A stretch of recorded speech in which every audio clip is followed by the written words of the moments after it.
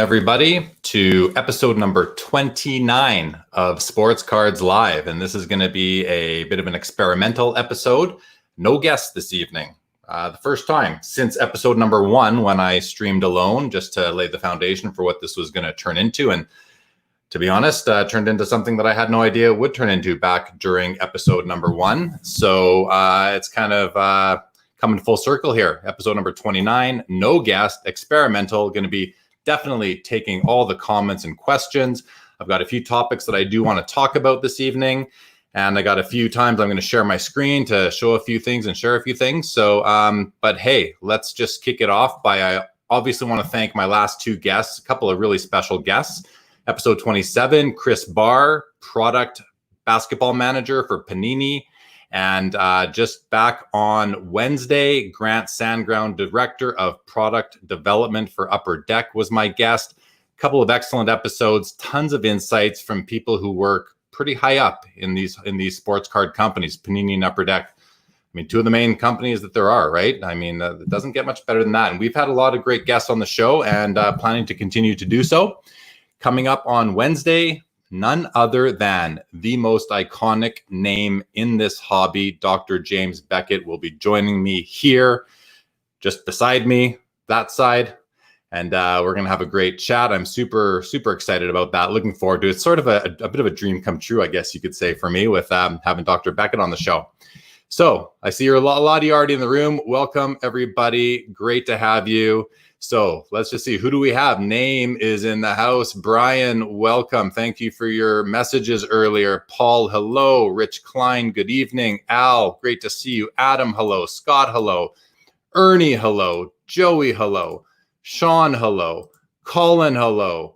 Got your message earlier. Thank you very much. Isaiah, hello. Jay, hello. Name, Vegas Puck, one of the legends from the Beckett boards back in the day. That's true. That is true.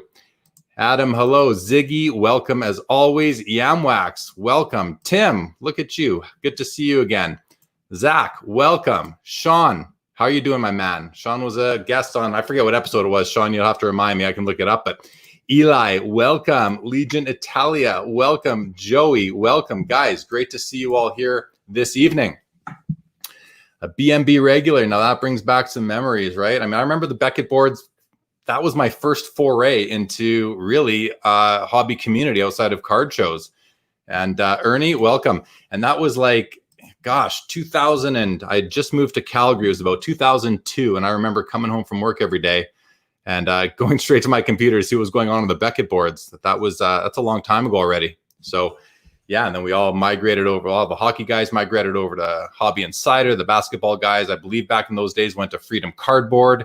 And a lot of the baseball and maybe the football guys also went over to Sports Card Forum. So I think all these I don't know if Freedom Cardboard still exists, but I know Hobby Insider certainly does exist. I'm the lead admin on that site. And Sports Card Forum definitely still exists. I know that just changed hands again. Scott Kozlowski no longer owns that message board. I'm not sure who he sold it to or who took it over, but that is now owned by somebody else. And I haven't really been on there lately to see what, how it's changed, if at all.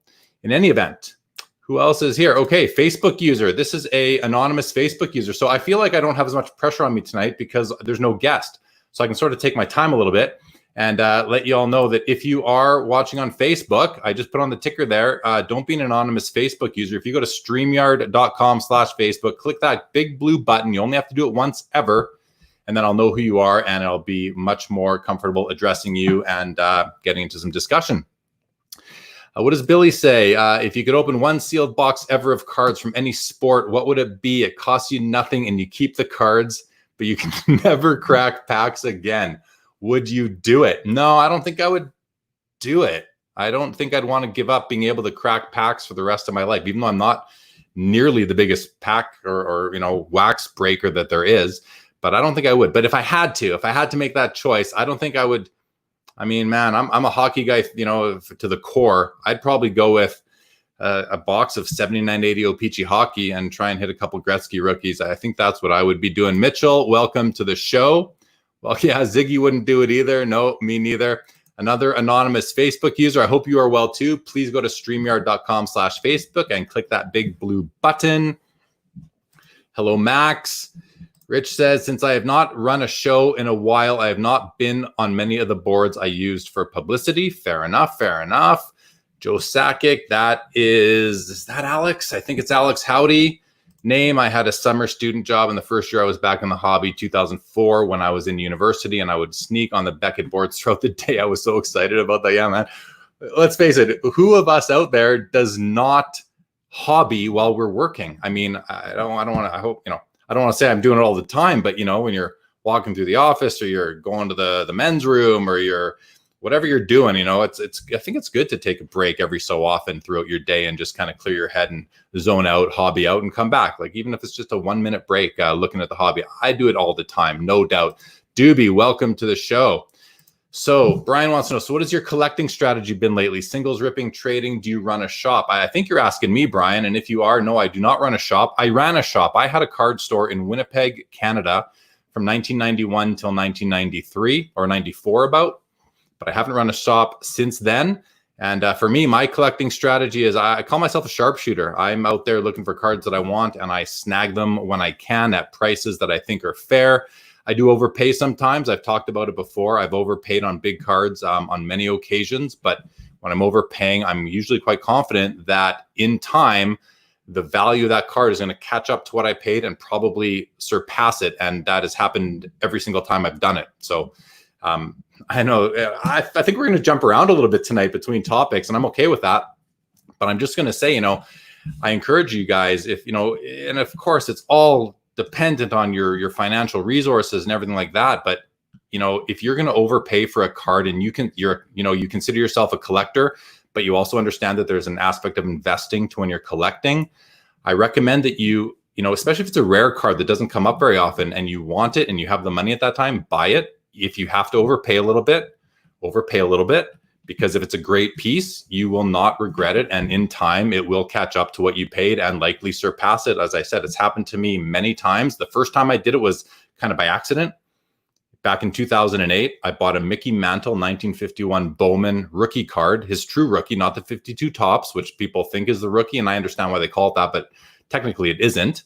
And I was just surfing eBay one night and I came across this Mickey Mantle rookie that was about to end in like 3 minutes. I didn't have time to do any research on it. It was a PSA 6 and I bought it. I just put in like a big bid and I bought the card and I looked over at my roommate at the time. I go, Sean, you won't believe what I just did. He goes, what'd you do? I go, I just bought a Mickey Mantle rookie and I have no idea if I paid fair on it. Anyway, that was 2008 or so. We're 12 years later, and that card is now worth at least quadruple what I paid for it back then. And so there's an example of overpaying and not feeling bad about it, and I shouldn't say not feeling bad about it, not worrying about it too much, and understanding that in time, really quality pieces, rare pieces, important pieces are going to increase in value.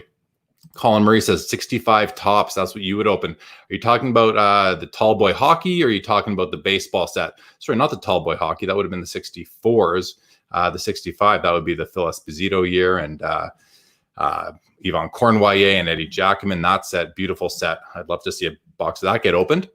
Joey, what do you say? If you can open any one single box, any sport in a year, which you ripping? I think maybe I already addressed that. Wow, the comments are coming in fast already. Okay. Joshua says, what's your favorite in the game product ever? For me, my favorite in the game product is the in the game ultimate memorabilia from I believe it is the 0809 year when they debuted the jumbo logo, the jumbo emblems and tags and numbers. And I collected those. I can show those. Hey, you know what? I can do that right now. I'm going to show you guys these cards because I have a whack collection of them. I've got 84 of these cards. So I do have this teed up to go. Let's see what this looks like, guys. There we go. So this is a folder in my personal collection called In the Game Ultimate Memorabilia 1 of 1 Ultimate Emblems. And basically, they're in order of acquisition by year. So these are all 1 of 1s. They're all from the sweet spot of the game used jersey of all these players. And people might want to know this one here, the Mario Lemieux. That's the most, sorry, this one here, the Mario Lemieux. That's the one that I paid the most for over the years. But I'll scroll down. You guys can see the quality of these cards and why that's my favorite ITG product ever.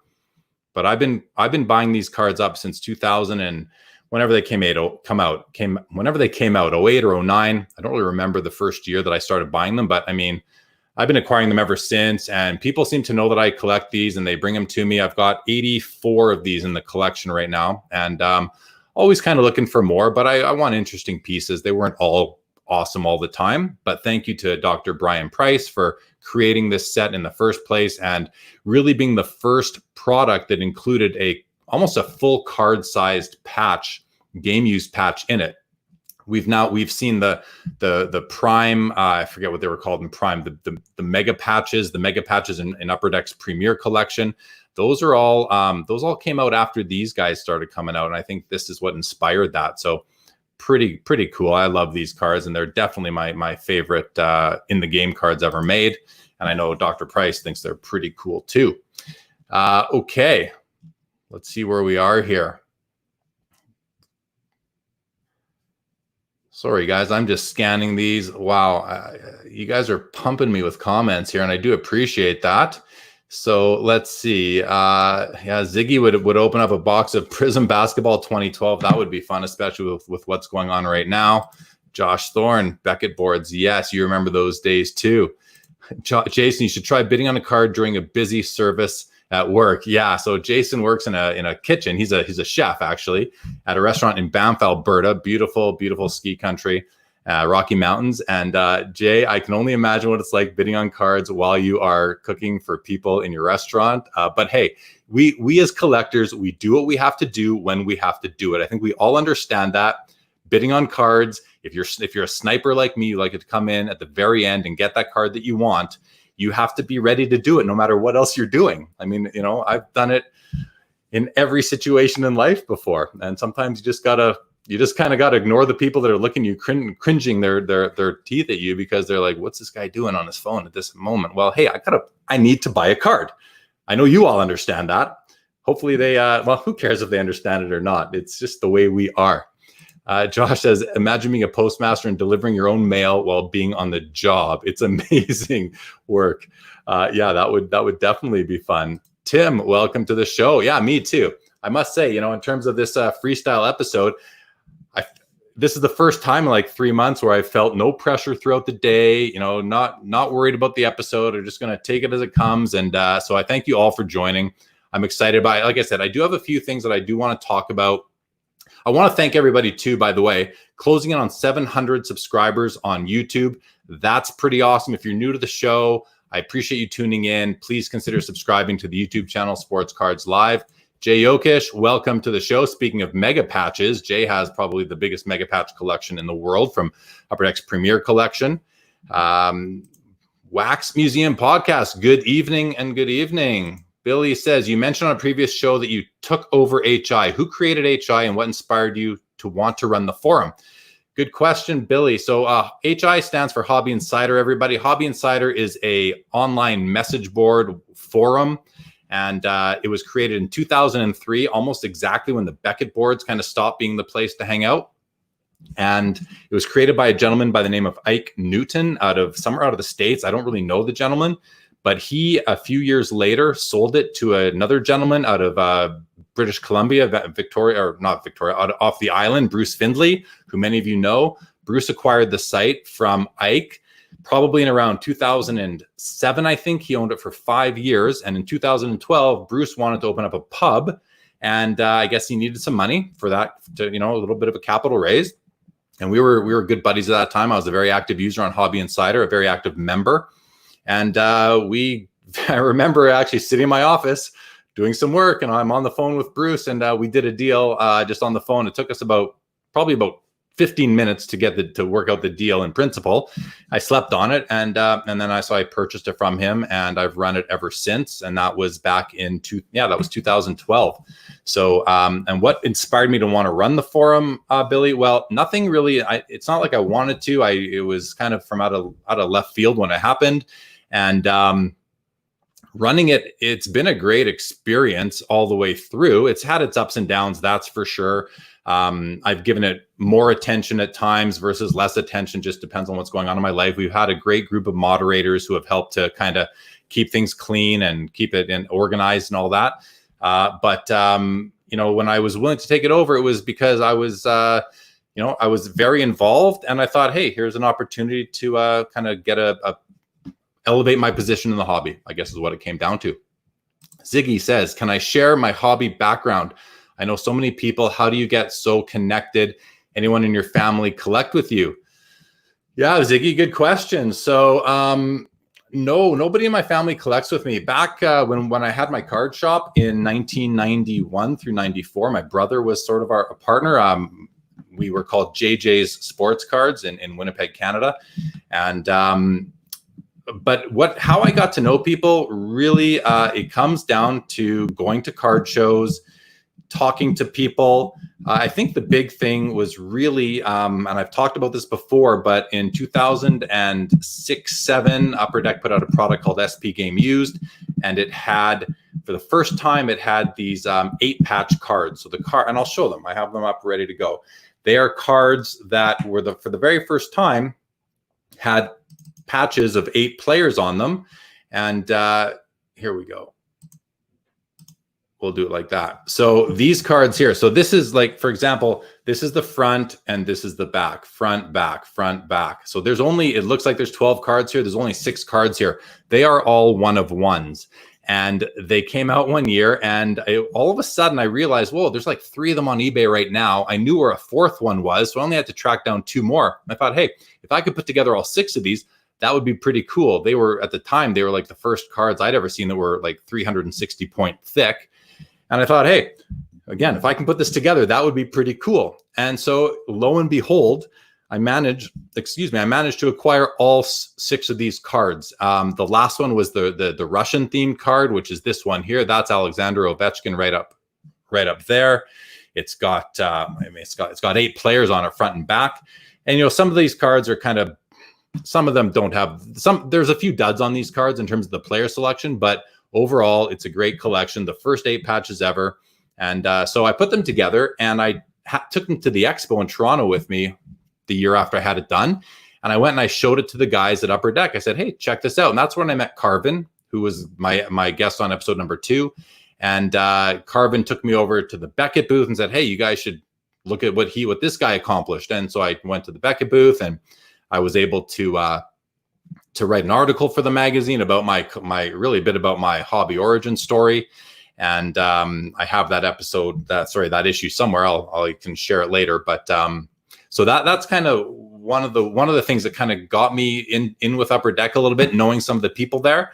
And then it was really through owning Hobby Insider, because I shouldn't say all, many of the card company staff for Upper Deck, In the Game, Leaf, the companies that make hockey cards, and Panini for that matter, they are all members on Hobby Insider, and they frequent the boards regularly still to this day, seeing what's going on, because there's a lot of collectors on there that talk about things. So that's pretty much how I know. And then I do have a relative that lives in Scottsdale, Arizona, who is in the autograph business and does a lot of work with the autograph authenticators for his company. So companies like JSA, PSA then with Steve Grad, moving over to Beckett Grading Services. So when I go to the National, I hang out with my relative there. And by virtue of hanging out with him, I'm hanging out with some of these other people in the hobby. And really, Steve Grad being maybe the most prominent. And so I've been friends with him really through that since already, I think we're going back to 2011 or 12, before he was even on Pawn Stars for the first time. So anyway, Ziggy, there you go. A bit about my history, but I've been collecting my whole life. My first memory of cards would go back to about 1979, just hanging out at my cousin's house. And, I never really stopped collecting. I was one of those kids in grade school that I took care of my cards. I didn't put them in my bike spokes. I didn't throw them against the wall. I kept my cards in good condition. I cherished them from a very young age, before there was ever a Beckett price guide that really assigned values to these for us. And but I do remember the day that first Beckett issue came out, first Beckett hockey magazine came out, and kind of it changed everything. It was like, whoa, I actually have some value here. And I think it changed everything for a lot of us. And just like the way the internet changed everything for a lot of us in terms of the hobby and access to cards that were thought of as impossible. I remember growing up in Winnipeg and seeing there was like, I remember going to one store in the city had a Bobby Orr rookie, and it was like in one of those thick slabs, and you couldn't even. It was like a mythical sort of thing. You didn't even think this thing existed, but lo and behold, it did. Nowadays, you can find a Bobby Orr rookie card any day you want to buy one. You just have to go on eBay or on other auction sites and find one. But I've collected my whole life and continued to. I did slow down in the late 90s. But back in about 2000, I kind of got back in heavy, and I've been heavy in this ever since. A lot of you guys watching that know me will can attest to that, I'm sure. Carlos says Beckett used to skirt that by doing the FTC, which I believe is the first Topps card to avoid it. I'm not sure what you're talking about there, but that's okay. Zach says, how do you balance being both a collector and a dealer? PC versus things you sell, attachment to cards, budget, etc. Is your price negotiation different when you're behind the table versus online? Zach, that's a great question, because I have a very distinct difference between what's in my personal collection and what I would call my inventory, or cards that I'm willing to sell. So I buy cards for my personal collection on the regular, all the time, almost every day. But I also buy cards to sell. I'll buy a lot if someone's selling, because I love going to card shows. The reason why I set up a card shows goes back to, I was at a show one time. It was the Expo. I was there, and it was the Fall Expo 2005, I believe. And there's this guy that I kind of knew. His name was Aaron, and he had a booth, and he was alone. And he said to me, "Hey, do you mind watching my booth for me for a bit? I want to go out looking for some deals." I said, "Hey, sure. I wouldn't mind, taking the weight off and sitting down for a few minutes." So I sat in his booth.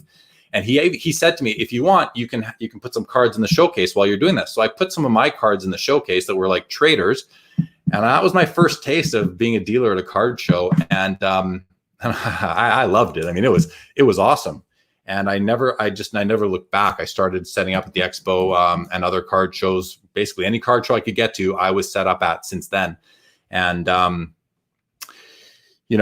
in order to do card shows, it costs money, especially for me. There's a flight, there's the hotel, there's the car rental, there's the booth rental, there's the showcase rental. It adds up. There's the gas for the car rental. I don't consider food because you got to eat anyway. But if you're going to do a card show, you're going to have expenses. You need to be able to pay for that. So I thought, okay, I'm going to start buying some cards to make some money on, to really to fund my trip and to fund my own collection. And that's how I got started on that. But to the question, Zach, I'm collector first, like by a long shot. I'm dealer second, but I'm a card dealer in order to fund my collecting. It's really, there's no chicken or egg here. Definitely collecting came first, dealing came second, and being a vendor at card shows is so much fun. It's absolutely a ton of fun. And I love whenever someone comes by my booth. I don't care who you are, what your box looks like, what you have. If you say, "Do you want to look at my cards?" I always say yes, because you never know what you're going to see inside that box. And I love placing cards into people's collections. So I kind of consider, like, some cards I don't care about if they're my inventory. I have no emotional attachment to them. I'll sell them to anybody that wants to pay my price. Other cards get into my inventory after detouring through my personal collection. I think we all go through phases where we have our personal collection, and there may be, we all use this term PC. What do you PC? Who do you PC? Well, people ask me that all the time. It's like, I can't answer that, because let me show you guys how I PC. So I'm just going to do this again here. Right there. So this is my PC. You see right there, I keep it in my Dropbox. It says PC scans. Sorry, it says PC scans right up here. Each folder is a different PC of mine. Each of these. So if you guys can read this, you will now know exactly what I collect. Here are those one-of-one ultimate emblems that I showed before. Here's my graded baseball personal collection, my graded basketball, my graded football, my graded hockey inserts, my graded hockey rookies, really just my vintage hockey graded. What that is, graded miscellaneous, my Dale Hawerchuk collection, my inserts collection, that's hockey. Then specific sets that I collect or have completed along the way are kind of up here. I have a Jeremy Roenick and a Ron Francis small collection, a Mark Scheifele small collection, a small Teemu Selanne collection, some SP Authentic and other Cup Auto patches, Ultimate Premium patches, my unopened packs collection, which is pretty awesome, I must say. So, and this is it. There's no scrolling. This is my personal collection. And like I've said before, it's about 3,000 cards throughout all these folders. So some cards are in here and they may not be there forever, but most are there forever. Most of these cards are not cards that I'm willing to move. So, you know, I'm happy to show some of these in a little bit, but that's it. My inventory sits in these boxes like right there. That's none of that is personal collection. That's my inventory, and it's cards that I take to shows and I sell. So really, you know, attachment to cards though, Zach. I mean, you ask about attachment to cards. I get attached to cards like probably very few people do. The level of attachment that I have and feel towards some cards is pretty crazy. As an example, my childhood Wayne Gretzky rookie, I had it graded in 2008. It came back a PSA 7.5, and I had it at a card show, the Summit in Edmonton, probably in about 2014, I'd say. And back then, the card was worth about $800 or $900, and I had it with me, but I didn't want to sell it. And somebody said to me, "Hey, I heard you have a Gretzky rookie." I said, "Yeah." "Can I see it?" "Okay, sure, but I don't really want to sell it." He goes, "Okay, well, what's your price?" I go, "I don't know, $1,500, thinking I'll throw out a double number. He goes, "Okay, I'll take it." And I'm like, "Whoa, hold on a second, man. We weren't supposed to say I'll take it." And I actually retracted the offer. I said, "Listen, probably the one and only time in my life where I'm going to kind of back out of a deal because I emotionally was not ready to sell that card." Contrast that with my childhood Mario Lemieux rookie, which I graded out as a PSA 8 back then.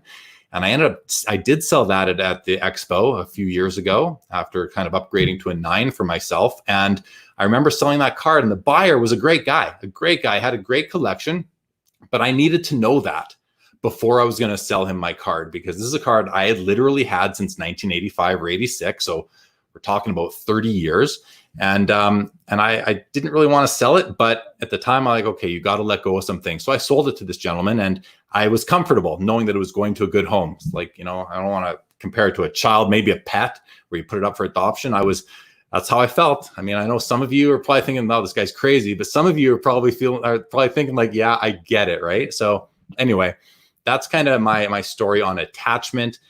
In terms of budget, I do believe, like most people do, buy the best you can afford. But that's a hard one to follow, because a lot of times, like, well, okay, I could afford this one card for $1,000, but maybe I want 3 cards that are worth $350 each instead, and they may be lower grade. So I might have to compromise the grade to get more cards because I only have a finite amount of money. But I buy what I want and I worry about it later a lot of the time, I think is what it comes down to for me. Austin, what do you say? What are your thoughts on buying Crosby rookies versus McDavid's? I mean, it's an easy answer for me. It goes without saying Crosby is the much smarter purchase right now, long term.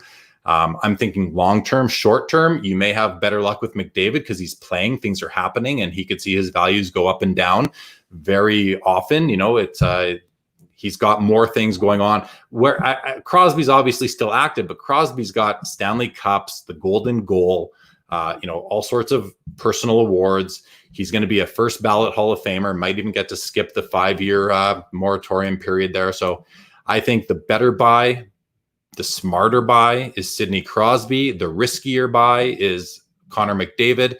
Is Connor McDavid going to win a cup anytime soon in Edmonton? I mean, I'm a Calgary Flames fan, so I'm going to say I hope not. I doubt it. But as far as his cards go, and I'm invested in those too, and I collect some. I collect rookie cards, so I have some. I hope, it's kind of weird. I kind of hope he does. I kind of hope he doesn't, but I don't know. Flames aren't that close to the Stanley Cup either right now. Brian, it seems you would overpay at times. But I like it. Good explanation. I'm trying similar. Yeah, just be careful. You know, don't overpay for something that is a high volume card that you can buy any day of the week. If you're going to overpay for a card, you want to overpay for something that is a card that is an iconic card, an important card. I don't overpay for many cards unless I'm talking about maybe paying $25 instead of $20 just because I like the card and I'm tired of looking for another copy. But if you're in the thousands of dollars, you know, it depends what it is. If you're buying a 52 Topps Mickey Mantle, you can overpay a little bit. If you're buying a Wayne Gretzky rookie card, even though it's a high volume card, it's such an important card. And if you see a copy you like, and don't fall into the trap of, oh, it's a PSA 7. All PSA 7s go for this. Why are you asking that? Well, not all PSA 7s are the same. Not all PSA 8s are the same. This goes across all cards. vintage particularly, because modern cards are cut a lot more precisely and better. So, but as far as vintage goes, I mean, if you see a card you like and you need to overpay because the seller feels that it may be strong for the grade, then go ahead and buy that card. If it's a good card, I believe it's going to go up in value over time. And I've experienced that. I did it again. I overpaid for a card in January of 2020. I set a record on this particular card as far as public knowledge or public record went. And I didn't break the record by much, but I paid more than anybody had ever paid for this card.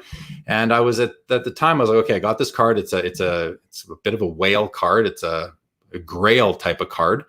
It's a Michael Jordan jambalaya. I'll tell you what it was. It was the Michael Jordan 97 jambalaya in a BGS 9.5 holder. And it's a card that I wanted, and an important card, an iconic card. It kind of represents the whole 90s for basketball inserts, and I overpaid. And you know what? I mean, we all know what the hobby's done lately.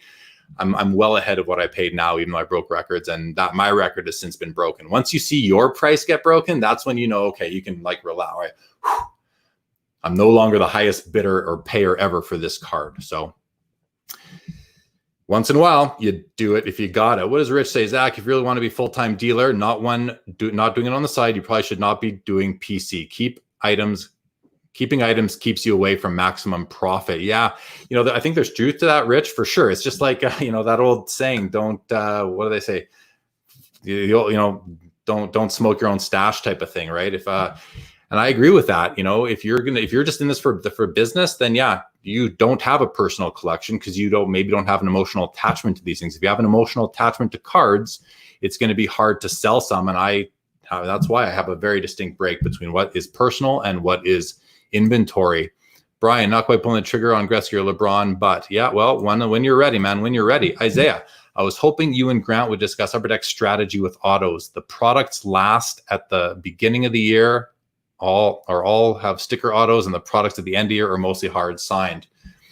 Yeah, we couldn't cover everything with Grant. We covered a lot. We went 2 hours and 25 minutes. I mean, these are long episodes, as you guys well know by now. So sorry we couldn't cover everything. Austin, thoughts on investing in the stock market versus investing in cards?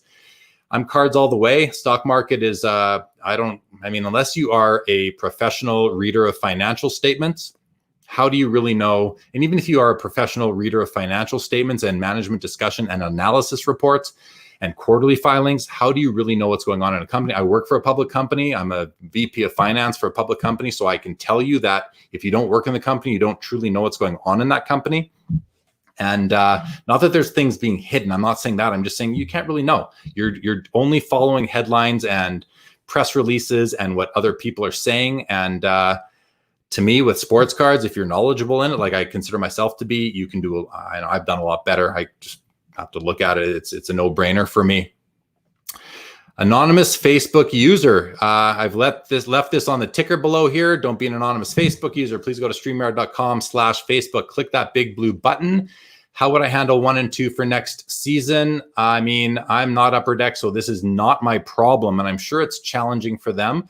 But as Grant mentioned just the other day on this show, they are going to be putting out Series 1 and Series 2. Will it be late? Maybe a little bit, but it's coming out. What would I do? I don't know. It really depends what the rules are from the league. What are the constraints that Upper Deck is under in terms of what players can get in? Can they get, are we going to get a hockey draft? When's the draft? I'm not even sure off the top of my head. And then are any of those top picks going to be able to be in a set if they haven't touched the ice yet? So I'm not sure what I would do because I don't know what the constraints are. So I'm sorry I can't give you more insight into that. Okay. Thank you, Name. Those are beautiful. Must be to my jumbo patches. I appreciate that. I appreciate it. Yes, Josh, the duck face. I'll bring those up again, guys, just because I do love them and I'm super proud of these cards. And, like I said, I've had these I've been doing these cards for a while. And this is the first one I ever acquired was the Teemu Selanne. That's a Selanne. That's a Mark Messier. That's Eric Stahl, Denny Savard, Cam Neely. This is Gordie Howe. New England Whalers, an amazing piece, maybe the best piece of memorabilia that's ever come out for him. This is Gilbert Perreault, Mario Lemieux, that's Jeremy Roenick, Dominic Hasek. It goes on. This one here, Dion Phaneuf, this is the only one I ever pulled from a pack myself. Anyway, thank you, Josh. All right. Rich says to Ziggy, you hear me? You hear me on HH this morning. That's something we have not discussed, but it's a great topic to bring up here as well. I wish I knew what HH was off the top of my head. Probably another YouTube show, which I'd love to hear about. All right. Yes, the Sabres red and black. That's a Hasek card. Kyle Taves says, just found your show. I had no idea you were such a big collector when I bought that Landeskog RPA from you at the card show with Borg. I remember that. That was in Vancouver, I believe. Just got back into the no, it wasn't in Vancouver. That was at the virtual. Just got back in the hobby 1.5 years ago. Loving this hobby talk. Welcome to the show, Kyle, and thank you for the deal. Definitely. Well, 405 Ultimate Upper Deck Jumbos came first. Yeah, but those had a pick.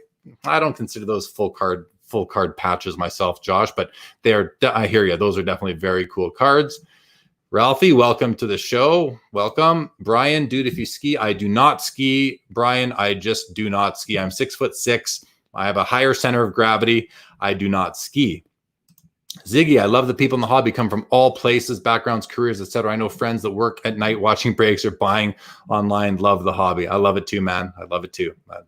I love it. Adam, out of the 3 major sports, which league's cards bring the best ROI in your opinion? Well, I mean, if you would have asked me this a year ago and I would have been smart enough to say basketball, I would have been right. Nowadays, I think there's opportunities in all sports. And, Ziggy, if you're out there on your hobby content, your daily hobby content update, I see you say how many days until NHL, days till NBA, days till MLB. I don't see a days till NHL. I'd love to see that there because hockey is one of the top 4 sports in cards, in my opinion. I mean, there's also golf, there's also soccer, and soccer could become number 1 in due course here, guys. But in my opinion, Adam, there's opportunities in all of them. You just have to know what to buy. And, if there's always the overriding important kind of direction to people. Collect what you like. If you like it, collect it. And you want to like to look at your cards. Very rarely will I buy a card that I don't like the looks of, but sometimes you kind of have to buy a card you don't like the looks of. But most of the time, don't. Buy what you like. But along with that, if you are looking to invest, you just have to be experienced enough, knowledgeable enough, and have the insight to find the opportunities within the sports, within the cards that you are interested in. I'm going to use this as just a second. I was mentioning to Chris from House of Jordans the other day, just in a private message, that I've got kind of a hot take right now on a bit about kind of what's going on in the hobby, and in particular, like right now, just before all these sports are about to start up again. Hopefully, we're seeing values through the roof on almost every player that has potential across all these sports, right? It's rampant. And in my experience, this is my hot take, in my experience of following the market, and I've been doing it, very closely every year, almost all 4 sports each year, going back, I don't know, since I got eBay. I got eBay in 1999. So I've been watching this very closely, and my hot take is that right now people are doing a lot of buying. I mean, there's obviously a seller to match every buyer, but these values are, to me, right now, are a little bit higher than they're going to be later. Because what I see happen year over year, it also happens leading into the playoffs for the teams that are expected to run well in the playoffs, is that the key players on those teams, and just right now, the key players on every team, because every team seems to have potential, they're selling at a bit of a high because there's this expectation built in for what's about to come, right? Like wrapping up the season that got cut off and ramping up the next season as it starts. All these cards they're a bit inflated on hope and potential. And what happens every single year is as soon as that season starts and some players don't live up to their expectation, and guarantee you some will, some teams don't live up to their expectations. Maybe they go on they start the season 0-8 or whatever, 2-5, and they're supposed to start at 5-2 type of thing. The values of those cards, they don't last. They come down. So if you're out there investing in cards right now with the intention of flipping them when these players get hot in the season, I don't know what the odds are exactly, but it's probably somewhere, you probably got like a 33% chance of hitting. If you're buying guys that are supposed to be great, several of them will be, but they're not all going to be, especially those like B tier type of prospects on teams. And I'm talking about every sport here. So my prediction is that overall, not the guys that come out and just exceeding expectations or even meeting them might not be enough. But for the guys that come out and they do not blow us away, their cards might come down. Now, not guys like LeBron James, who's expected to win it all with the Lakers this year, or, you know, a lot of people think he will, but the guys that are, you know, just not on championship caliber teams right now, you know, and if LeBron doesn't win this year, you're going to see, I think you're going to see things kind of level out a little bit, you know, barring the potential that there is this new wave of a huge wave of investors that are going to come in and just like raise everything up, and not just like raise the floor. If the floor is being raised, then, you know, we have to adjust accordingly. But without the floor being raised, that's kind of my hot take, is that right now we're also hopeful for so many different players that they're not all going to have great starts to the season, and you're going to have some better buying opportunities on the guys that come out cold. And a lot of guys notoriously start the season cold, and then they ramp up midway or towards the end, or they're waiting for the playoffs. So, you know, those are guys you can always kind of, if you know that pattern, then you can maybe wait a bit longer to buy some of those cards. I'm going to, this is something I want to show you guys as well. So this whole thing with all these investors in the hobby right now and what the market's doing. So I watch on YouTube, I watch a show called The Personal Finance Dad. And this guy sounds like he's not really a card guy. His name of his channel is The Personal Finance Dad, but he's all about cards mostly, but other collectibles too. And I actually have this queued up ready to go. So in this, he's basically talking about the whole collector investor dichotomy that we are all having fun talking about right now. And so I want to play this little clip for you guys, because I love the way he ends. I love the way he ends this. Okay. And he's talking about what the video this is was from July the 10th. It's called Investing in Mosaic and Optic Insert Basketball Cards. But this doesn't matter what the cards are. So let me just bring this up, and I'll bring it up for the whole screen here. So this is the guy's channel. This is the gentleman. I think his name is Chris. I'm not 100% sure. And if you're watching, Chris, I apologize. I think that's who you are. Anyway, I'm going to hit play right now. We're at the 7:51 mark. We're going to listen for about 30 seconds. Okay. So check this, just listen to this. And it really gets important at about the 8-minute and 4-second mark. So here we go. And then, you know, the other factor is from the collector standpoint, I just love Mosaic, the look of Mosaic cards, and I love Optic as a set. So this is something where it kind of kills two birds with one stone. It's for the collector side, I love how the cards look. I mean, they're beautiful cards. You know, these stargazers, the stargazing cards, and then the Mosaic cards, they're just all just great looking. So now if you're just if you're 100% investor and you don't really care what cards look like, then I can understand maybe that's not important to you. But for me, if I'm sitting on these for 5 years, let's just say, I kind of like to be able to look at it and say like, yeah, that's a pretty cool card. So I hope you guys could hear that. I think you can. So the whole purpose of that clip and why I wanted to show it is because at the end of it, he says, you know, if I'm holding a card for 5 or 6 years, you know, at the end of the day, I want to look at this card and say, that's a cool card. I like to own it. And that's what I think. That's why I think, you know, to the extent that we've got all these so-called investors coming in, and I mean, I know a few myself, I'm sure all of us know a couple of these people, but all these investors coming in that have really raised the floor, it seems like, on a lot of cards. A lot of them, I think, are going to be genuine collectors. They're not just going to be investors, because they're going to grow to love these cards just like we do. And, you know, at the end there, the way his face went, and he got all excited thinking, you know, hey, I want to love these cards at the end of the day, like just like you and I do. All of you guys watching, we love our cards, right? So I think that we're going to see, with all these investors coming in, we're going to see, it's not just, I don't think we're just in the middle of a like a temporary sort of effect here. I think we're going to see a bit of a permanent increase in the floor, a raising of the floor, and they won't all stick around, but many of them will, because they'll see how great this is and how much fun it is.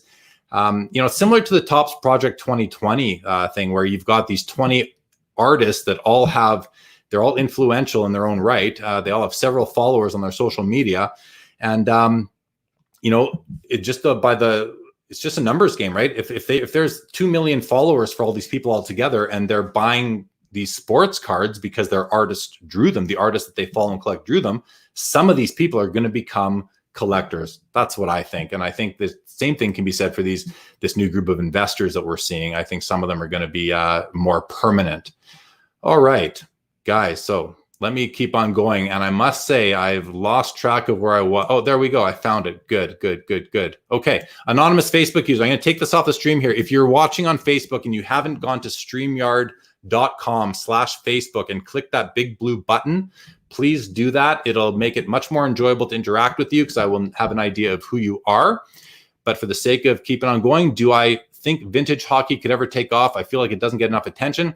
I think it's starting to. I think, a rising wave, tide, a rising tide. I don't know how that cliche goes, but everything is going up right now. And vintage in terms of the key cards, I do believe are going up in value. Maybe the common cards from, the pre-war stuff, the players that aren't Hall of Famers, maybe not as much. Ziggy, as one of my biggest fans, thank you so much. Can I suggest you make little clips of your interviews and post? I know it's time consuming, but you have the best info, and I think people would consume smaller bites. And Ziggy, I know you're right about the people who consume it in smaller bites. I completely agree. I tried it for a couple of videos, man. I just don't have the time. I've got 2 young kids, like 1 and 3, and a full-time job, and this show now. I just don't have the time, man. I wish I could. And if anybody out there wants to help me do that, I definitely welcome some assistance with it, but I just can't, man. And as much as I would love to, because I know it would drive up my viewership, drive up the subscribership. I'm running 2 hours almost minimum for my episodes, and the sweet spot is 20 minutes. I'm well aware of that. I just can't do it. Can't do it. Josh, killed the Beckett boards. I loved Beckett. Yeah, I loved the Beckett boards too back in the day. Scott says, you remain very neutral when it comes to card providers for obvious reasons, but if you can, what is your number one issue with any of the major card providers in recent years? My number one issue, and it's come up on several episodes, is that we don't have an archive for patches so that we can make sure they're authentic. I think the fake patch issue is a big problem for the hobby. I know people that have stopped collecting RPAs because of it. But what Grant Sandground did point out to me was that, what's going on now is a lot of these cards are being captured on video by breakers. So, I think there's additional value now. If you're a guy who buys into group breaks and you hit a big card, you need to make sure that you save that video somewhere so that you can show that card getting pulled, especially if it's a sick patch. That's really going to become, I think, important. To me, it's very similar to photo matching a jersey. You search for the picture of that jersey where you see those same scuff marks, and then that travels with the COA and with the jersey for the rest of its existence. I could see that happening for cards where the breakers are becoming very important in terms of documenting the origin of certain cards. That might be our best bet if the economics don't allow for the card companies to do it. Great question, Scott. Thank you. And if anything else comes into my mind, I'll come out with it. I'll mention it. I should have a female sports card collector on. Okay, noted. Let's get that happening for sure. Brian Price said, Sports Cards Live, genius idea. The shows keep getting better and better. We all thank you. Well, Dr. Brian Price, I sincerely appreciate that compliment, especially the getting better and better thing. Because I'll tell you, it's a lot of energy, and I'm having a blast with it. I just hope that I'm continuing to deliver great guests and great insights. Ziggy, I love the story of you taking the patch pictures. Remember in your Panini interview, I offered to volunteer to take pictures of NTRPA, and your guest said, yes, help me connect with him. Okay, well, reach out to him. That was Chris Barr from Panini, but Ziggy, we can talk about that more later. You saw Steve Grad on Pawn Stars. And we'll always remember Sports Cards Live now when I watch Pawn Stars. So damn cool. I got to say the same thing. Like Steve's a great guy, super nice guy, wonderful guy, a great friend. And seeing whenever I watch Pawn Stars, I hope he's on because it's just always fun watching and saying, hey, I know that's my buddy. It's kind of cool. Darcy says, how did you get the nickname The Godfather of Cards? That's not my nickname, Darce. That's not my nickname. Unless you're not talking to me, but that's certainly not my nickname. Dave says, Jeremy, do you miss the old Beckett boards, the buy, sell, trade? I know I do, even though I keep in contact with the channel. I do not miss them at all. I can just very simply no, I do not miss them. There's so much that's replaced it. I mean, Hobby Insider filled that gap from 2003 until still today, but we also have Instagram and Facebook, and I'm very active on both, and I enjoy both quite a lot. So no, I don't miss the Beckett boards at all, and I never use their the buy sell trade sub forums or what have you. No, I don't miss those. There's many more better options out there now in terms of being able to transact and communicate and build community in the hobby.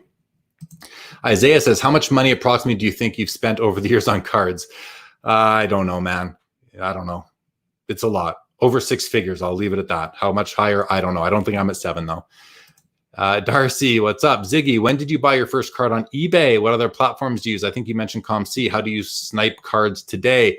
I use eBay a lot, ComC a lot, and then everything else is sort of secondary to that, including like Hobby Insider message boards, Instagram, Facebook.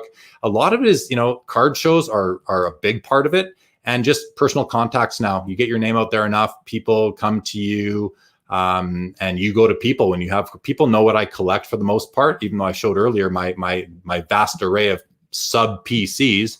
But really that's how I do it now. Not bad. Okay, a little conversation there. Very nice, guys. What is the most money you've ever spent on a single item, and do you still have it? Yeah, Big Daddy, cool. Yeah, so the biggest card I ever bought was just back in January. It was my Michael Jordan Jambalaya. I had never spent that much money on a card before. And after that, gosh, I mean, I've owned 5 different Sidney Crosby Cup RPAs out of 99 over the years, but I sold them all for a lot more than I ever paid for them. I'm just going to stick with the Michael Jordan Jambalaya, well into the 5 figures on that, and I do still have it, and I don't plan to move it. To me, it's a cornerstone card. I never want to sell my, I have a Bobby Orr PSA 8 rookie, which is one of the probably the best card in my whole collection. And people often say, would you sell it? Like, what would it take to sell it? And, the card's worth probably, I don't know right now, say 30,000 to say 35, maybe even 40,000 US dollars right now. Would I sell it for 50,000 US dollars? No, because when am I going to find another one? Would I sell for 60,000 US dollars? No, because I just have to go find another one. Would I sell for 70,000? Probably not, because I already have one. And if I go, am I going to find one? And when I do find one, is it going to now be worth 75,000? I got to pay more. So no, I wouldn't, I'm just not, it's not for sale. Simple as that. 100,000 US dollars, I'd maybe take the risk and go find another one. Josh, I remember this. I had a booth across from, yes, you had the booth across from Aaron. That was my first time setting up at a card show back in 2005 with Aaron, or 5 or 06. Have I ever bought a BVG 7 and successfully crossed it over to PSA? I've done lots of crossovers in my time. I don't remember them all, but I would say I probably have gone from BVG to PSA straight across and not skipped a beat. Other companies that I've crossed from over to PSA, I've lost grade points on for sure. I've only otherwise tried it with, I've been straight with SGC, and I've lost grades with KSA, which is one of the Canadian grading companies. Can you discuss as a Jets fan what it was like when Solani was traded in the 90s for a guy like Oleg Tverdovsky? Man, it was heartbreaking. It was, I was in Vancouver at the time when I found that out, visiting a friend, and I swear I cried. It was one of the saddest days of my life as a sports fan, that's for sure. When will the MJs get into your inventory? Some have moved into my inventory. A couple that I just realized, some I bought early that I wasn't as in tune with the market and what was available for MJs. So there are a couple, but my favorites certainly aren't going anywhere. Let's see, what else do we got here? Do you think the hobby market has an opportunity for investors in the hobby? I feel as if the hockey market is the most undervalued market in the sports hobby world right now. I mean, it is. It's the most undervalued in the sports hobby world right now. That might be because it's the least popular sport of the big 4 between football, baseball, basketball, and hockey. I believe hockey might be it's got probably the most passionate collectors as far as real team and player collectors go. Not to say there aren't passionate collectors in the other sports. I completely understand that, but maybe just the amount of them, or the ratio of passionate to more passerby collector is much, I think it's a lot higher in hockey. And yeah, I think that there is a lot of room. I think the sport is growing. The cards to me are the nicest cards in the hobby. I think most possibly by virtue of the fact that the uniforms are the nicest. They have the most colors. The patch cards are super nice. Upper Deck makes a beautiful card just in terms of design, and the structure of their cards are really nice. I think they're a great quality product. As far as vintage goes, I mean, if you're buying the icons, you're not going to go wrong. And in my opinion, they are undervalued compared to the icons in other sports. But undervalued is like it all comes down to supply and demand. We're all dealing with supply and demand. That underlies everything that we're talking, everything that anyone talks about on any show on the internet right now about sports cards. Supply and demand underlies everything. So you have to really assess the demand for something before you can understand if it's undervalued or overvalued, in my opinion. And understanding the demand means paying attention to the hobby and seeing where people's attention and focus are. So good luck with your foray into investing in hockey. I think there is opportunity there. Tim says, Howardchuk, one of my favorites when he was here in Buffalo. Yes, probably. He's my one biggest player collection I've ever put together, like by far. He's my biggest player collection. I don't collect every card of him. I've never felt the need to have every card of a player I collect, but I do collect him. My favorite player of all time is Teemu Selanne. He's my all-time favorite player. And my card collection of him, I think, is 10 cards only, where my Howardchuk is in the hundreds. So explain that, but it just is what it is. Can I see the Crosby or Ovechkin Future Watch auto hitting the 10K price point in the future? Yes, I can on both of them. I certainly can. Doobie collects. I'm looking to get into hockey cards. I'm torn between two modern players. If you had to pick one of the two, who would you buy, Elias Pettersson or Andrei Svechnikov? Man, I'm not sure. I know more about Pettersson because I'm on the West Coast. I see him play more than Svechnikov. Svechnikov plays in Carolina and is a smaller market team than Vancouver, where Pettersson plays. I'd probably lean towards Pettersson, but both players have hope and potential right now. And I think if you're playing smart money, one of them will probably be, just the way the odds go. It's a numbers game, just like anything. The way the numbers go, one of these guys will probably be a superstar. I don't know which one. Maybe Pettersson. I'm sorry. I'm not exact. I can't give you a really strong, committed answer to that. Josh, my dad bought me a 1960 Topps Mickey Mantle PSA 3. I would die for that card. Yeah, emotional attachment. We all have different reasons for being emotionally attached to certain cards. Food for thought, says Paul. 2 weeks ago, they're $4,000 each. PSA, BGS, Crosby, Young Guns, McDavid, 11,600. Okay, sorry, Paul. I'm not really sure what you're saying there, but I think you're just quoting some prices. Alex says, who's a player that you've collected at some point over the years that you regret doing so? I don't regret. I've only ever collected really Dale Howardchuk, Shane Doan, Teemu Selanne, Ron Francis, and Jeremy Roenick. Those are the only hockey players that I've ever really collected where I collect more than just their rookie card. But now that I've gotten really heavily into inserts, I collect Wayne Gretzky, Sidney Crosby, Alexander Ovechkin. The important players that I like to watch play, I collect those guys, and I certainly don't regret any of them. Kyle, I remember buying a Cup RPA last year from me. You had a lot more to look through. I'm searching for a handful for my PC. Any chance I can PM you, see if you have what I'm looking for? Yeah, of course, Kyle. Of course you can. I'll throw up on the ticker right now. Here's my Instagram at jlee_cards. Feel free to reach out to me on Instagram, or you can also reach out to me on Twitter, right there, Sports Cards LIV1, Sports Cards LIV1, or just look me up on Facebook as well, just under my name, Jeremy Lee. Josh, I sold a sealed wax box for $3K of the EX that Jambalaya came from. Crazy product. Yeah, man, crazy product. I'd love to open some of that. Have you ever been offered such an unaware, ridiculous deal at a show that you felt bad and turned it down, or informed the seller of the real value? I can't say that I've ever had a steal just presented to me where I felt guilty about buying it. So no, I don't think I have. it's happened elsewhere where I've met somebody somewhere through a local ad and bought a collection and found something in it. I once bought a collection. The guy had a single blaster box of 15, 16 Upper Deck hockey. I think I gave him $20 for everything he had because it was just base, and I just felt bad that he came out to meet me. But he had this one blaster unopened. I opened up, and the Connor McDavid Young Guns was in there. I did not feel bad about that one. I didn't know what was in it when I bought it. Either did he. So that was a risk I took. It's so easy for time to pass by quickly without knowing when you're chatting cards. Ain't that the truth, name? Time goes by. Already at the 1 hour mark. I feel like we're just starting. Oh my God, this could be the longest episode ever. Sorry, fellas and ladies and gentlemen. I apologize. Austin, are you looking forward to the playoffs kicking off in August? How do you think it'll play out? Yes, I'm certainly looking forward to there being in hockey being on all day long. I think it's gonna be awesome. How do I think it'll play out? I don't know. I just hope it plays out. I hope it plays out and that they keep COVID away. That's all I can hope for right now. Rich says he thought Grant said the draft was in like October 5th. Okay, good. I hope it is. And so what time is that at? We're already 25 minutes behind on your comments, guys. I'm talking. Yeah.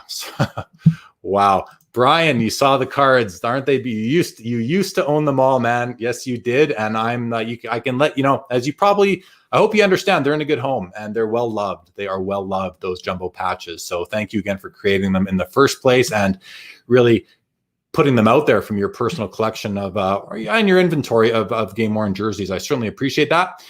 Seeing how organized your PC is makes me sad. I have so many loose ends. Guess I should stop opening boxes. Yeah, organizing your card collection to me is part of the hobby and it's part of the enjoyment of the hobby. And I get a ton of enjoyment out of doing it. And I'm at a point now where I'm like basically done. My cards are organized.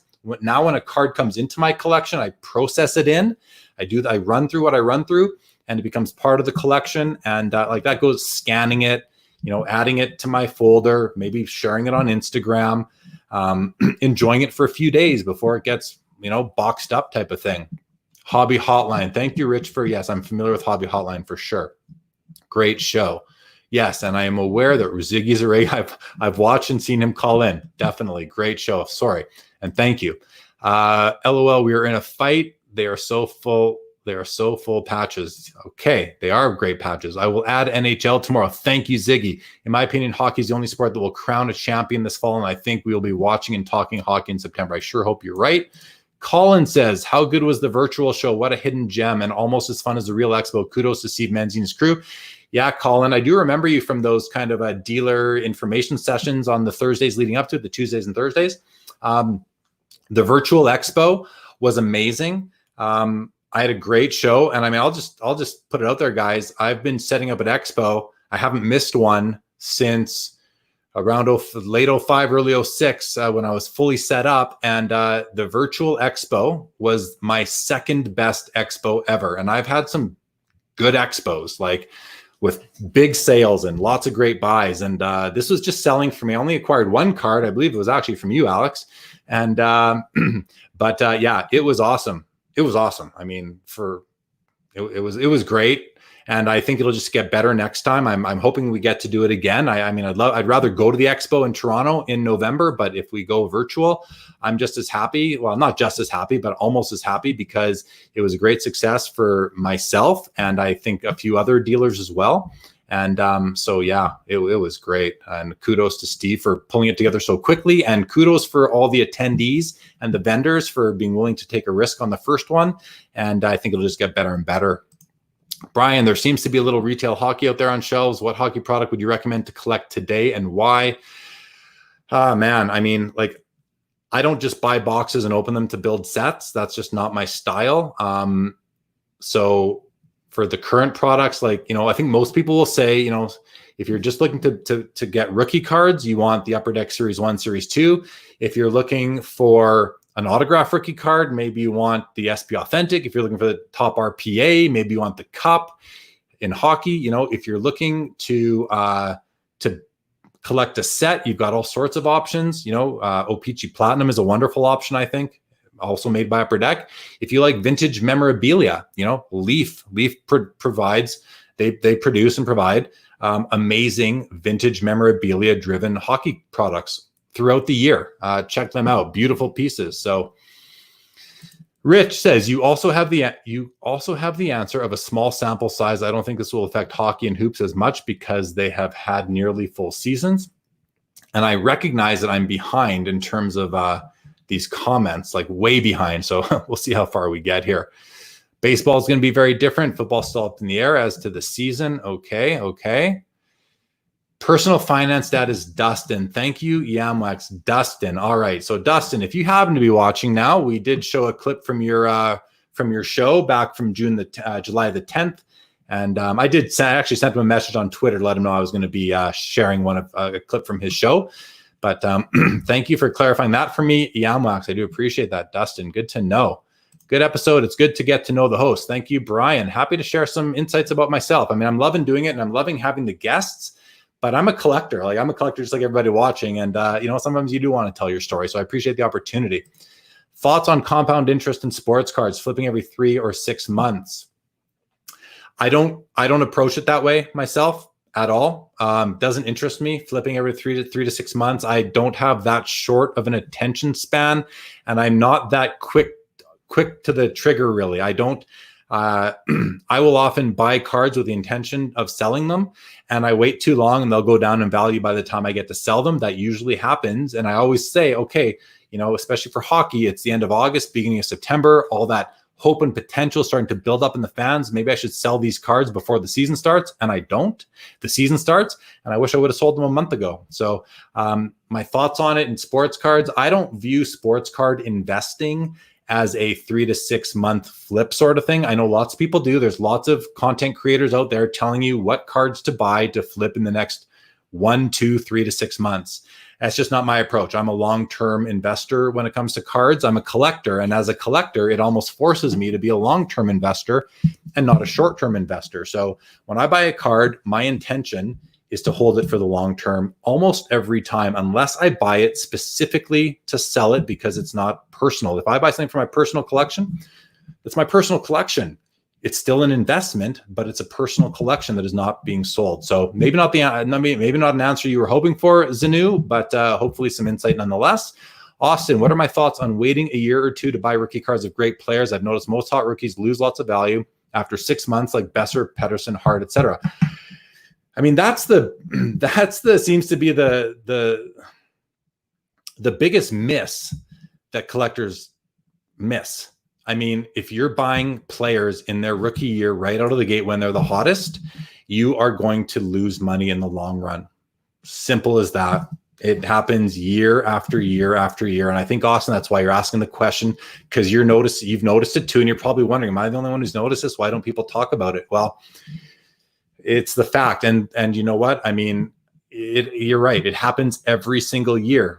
In hockey, young guns are kind of the example for that. The young gun comes out, the best player, it's $100 to $150 within 2 years. It doesn't really matter who the player is, unless they're the top of the top, like the Sidney Crosbys and the Connor McDavids.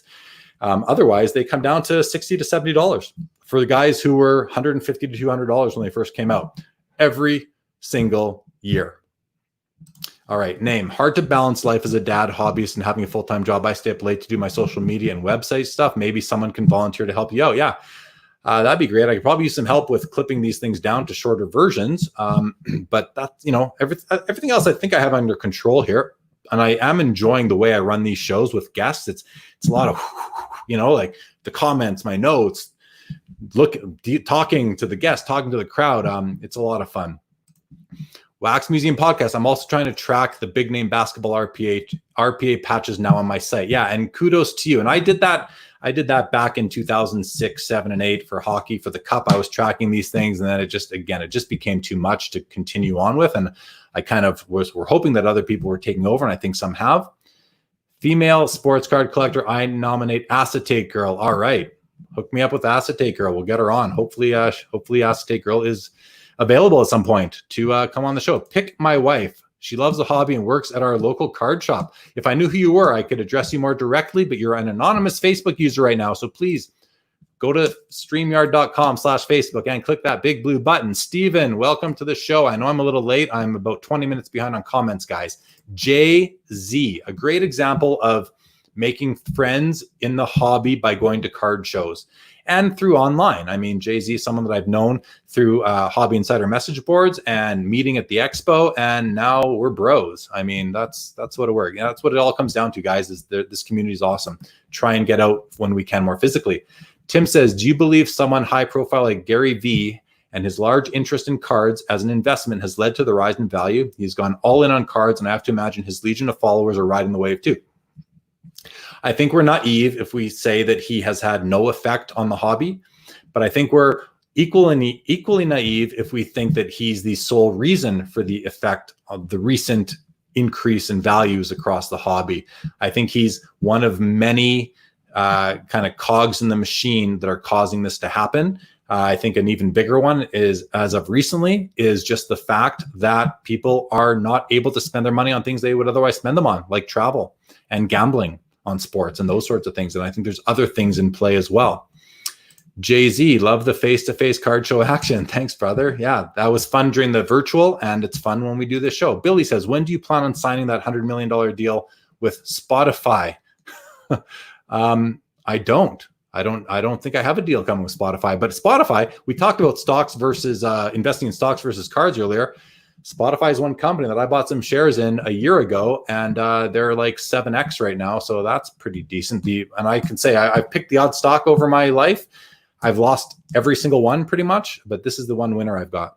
Brian says, hey, Jeremy, glad I can finally listen live again. What's the best ROI you've ever received on a card? Well, good question. I've had a few big winners, real big winners. The biggest one is probably I had a Bo Jackson 1986 Topps Tiffany PSA 10 card that I bought at the Cleveland National in 2009, and I think I paid $60 for it, and I sold it a couple years ago for $3,500 USD, both USD. So $60 to $3,500 USD.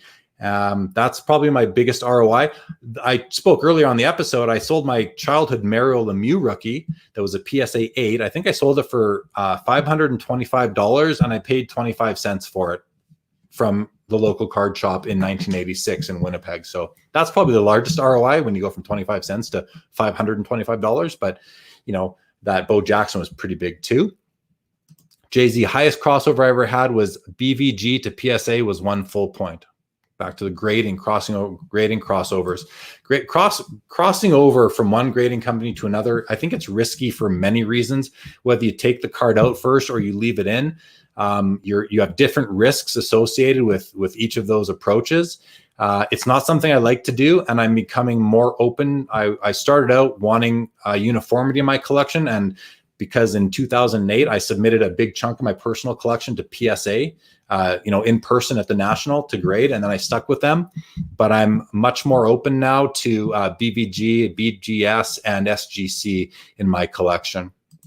Jay-Z, lots of even crossovers and loss of points for sure. Simon says Pedersen is better than Svechnikov, so I'm kind of leaning that way too. Brett, welcome to the show. Good evening, everyone. Really enjoying your continued insight and positivity into the hobby. Thank you, Brett. Question, favorite card you've picked up for less than $5 recently? Man, okay, so that's a good segue into something I want to share. So guys, do me a favor, slow down on the comments for 1 sec if you can, because I'm at a comment from 15 minutes ago. I'm going to tell you guys a quick story. I have a local ad where I buy cards and I get calls from people. I got a call. This is only about 2 weeks ago. I got a call. I went and met the guy at his house in the south end of the city. And he had 3 big cardboard boxes filled with, 400 count boxes, a couple shoe boxes, some original packaging, cards in original packaging still. Anyway, there was a lot of base, a lot of junk.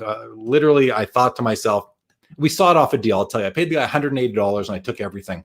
He couldn't really, I said, you got to show me some value here. And he pulled out a few cards. He's like, well, this card's worth $60. And well, no, it's worth $5 now. And this autograph, this baseball prospect autograph from 2013, well, this was worth $80. I look it up, dude, it sells for $2 now. I wasn't being like, dude, it sells for $2. I'm like, I don't really see the value here. But I drove out there and I thought, okay, I'll take a shot. So I get home, I go through it before dinner. I pull out any card I think is worth, $1 or more. And I take a box filled with garbage, literally garbage. And I take it out to the back alley, put it in the dumpster. and the recycler, the garbage, you know what I mean? And then I take two huge monster boxes filled with base, and I just put it in my furnace room because I'm going to move those to my bulk base buyer eventually. So I've got some cards sitting on my desk, and I'm going through them. I'm like, oh man, I don't know. Am I going to get my $180 back, or did I just pay this guy $180 to haul off his garbage? Well, I'm going through it. I get called up for dinner. I go up for dinner. I'm kind of like in a bad mood. I'm like, man, I just blew $180. I drove out there. This guy got me good. I come back down after dinner, and I'm kind of going through, and there's like typical story, but I swear to God, there were like a few cards left, and I see this one card sitting that I pulled out without really noticing what it was. I'm holding it in my hands right now, and I pull it on. Oh, this might be something. This might be something. So I look it up, and lo and behold, now it's nothing crazy, guys, but this is a 2013 Topps baseball, Mike Trout, but it's the green emerald version, and the light isn't really showing up on the camera right now because the light I have shining on me here, but this is a green emerald. It's actually very pretty. And in a PSA 10, they sell for like $300 US. So I do think this will grade out a 10. I looked at it very closely, so I'm going to grade it. Hopefully it comes back at 10. And the best thing is that I did find $180 worth of value in that box. Otherwise, I actually found about $250 worth. So I'll get my $250 for my $180, and then I'm going to get this graded, and this is going to tuck away very nicely into my personal collection as a kind of a free bonus card. And yeah, I can't wait for that. So Brett, to your question, this is my favorite card that I bought. I think I paid nothing for it, and I consider I paid nothing for it, and it's definitely my favorite card that I recently bought for under $5. Oh, the population report. Okay, Paul, thank you for that comment. I'm not going to go find it again, but thank you. I wish I picked up on that earlier. Rich says, I did to a good person at 2019 National. Rich, I talked about the purchase in Dr. Jim's podcast, a $1 box we sold for $300. Yeah, Dr. Jim Beckett has a podcast. I will actually be a guest on his show coming up soon, and he's a guest. He's my guest on Wednesday on this show, guys. So be sure to tune in again for that. This coming Wednesday, we'll be back to the guest format, and I will have Dr. James Beckett, the most iconic name in the hobby. I can't think of any other name who's more iconic, and I'm not counting the athletes. So don't say Michael Jordan. Scott says, I know you sold off a bunch of your Howard Chuck cards. I traded you a cup Letterman and wondered if you still had it. I am sure you don't recall the trade. Scott, I somewhat do recall that trade, and yes, I still have it. I'm only missing one letter. I'll show it, guys. Why not? I'll show off a bit of my Howard Chuck collection. And my Howard Chuck. So here, let's do this. So this is my personal collection, and here's my Howard Chuck collection. So I'm just going to go to the other screen here, and I have it divided into cup and other. So in my cup collection of Howard Chuck cards, this is them. I'll take the comment down, and I'll just sort of scroll through here. So lots of one-on-one printing plates, lots of one-on-ones overall. I love these cards. I've hoarded a few of the cards from the cup in here. And so there's the H. You can see the H, and there's the rest of them. I'm only missing the C. So if anyone out there knows where the C is from that set for a 9-letter nameplate, I'm only missing one, and I would love to find it. And to the Buffalo collector, check out these Buffalo Howard Chuck patches that I have. They are stellar, just stellar. Anyway, sorry guys, just thought I'd throw those up there quickly. RB, as a recent returner to the hobby, was hoping that you could give us some thoughts on buying hockey through Facebook. Where would you go to find vintage? Well, there's some great vintage hockey groups. They're basically called vintage hockey collecting and memorabilia, that kind of thing. Just search on Facebook. I'm not going to find them for you right now, but if you want to send me a message somewhere or even post a comment to this question, I will reply to you there and give you some better specifics. Anonymous Facebook user and a brother of mine. Love the show and what it brings to our hobby. Quick question. Okay, let's see. We'll get to that question when I see it. Sean Robb says, basketball has seen a base card craze that has seen 12-13 prism-based LeBron James routinely sell for over $200. Could you ever see a widely available hockey base non-rookie catch fire like that? Man, I mean, not right now. I don't see it. I don't see it in my head. I'm sure some people do and are probably stashing these things. But what I do see in terms of hockey base cards are the what I would deem to be the important serially numbered ones. So like the Wayne Gretzky from 05-06, the Cup. The Wayne Gretzky from 01-02 Upper Deck Premier. Those kinds of things where they are serially numbered. They're maybe the first set from that particular brand that ever came out. Those I can see. I think as far as Wayne Gretzky goes, any base card is decent. But if it's just, if it's just an unnumbered base card or even a numbered base card that's over like say $3.99 or something like that, I don't know how much value I see there in the future. But if once you get it into a BVG 9.5 or 10 slab or a PSA 10 slab, all of a sudden things can change, and you might see more of these new collectors to the hobby buying some of these because they are very pleasing to the eye and they can be had relatively cheap versus some of the rarer inserts and parallels. Not the best answer, Sean, but that's all I can come up with right now.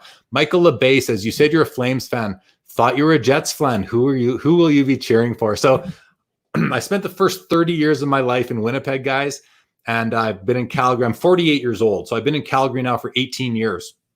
And I left Winnipeg after the first iteration of the Jets left. They moved down to Phoenix and are now the Arizona Coyotes. They left in 1996. I was heartbroken. I was at that very last game. It was on my birthday, actually.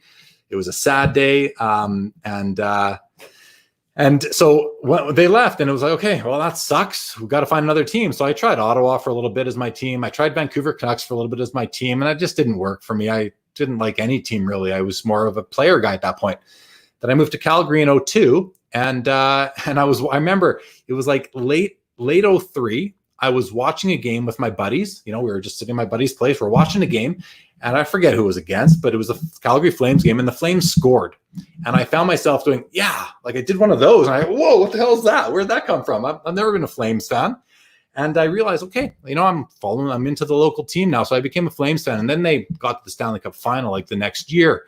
And that was amazing. Then they brought in Daryl Sutter, and they brought in Mika Kiprasov, and they drafted Dion Phaneuf, and then on and on. And so I'm a Flames fan first right now, but I have a Jets plate on the front of my car, and I drive around Calgary all the time.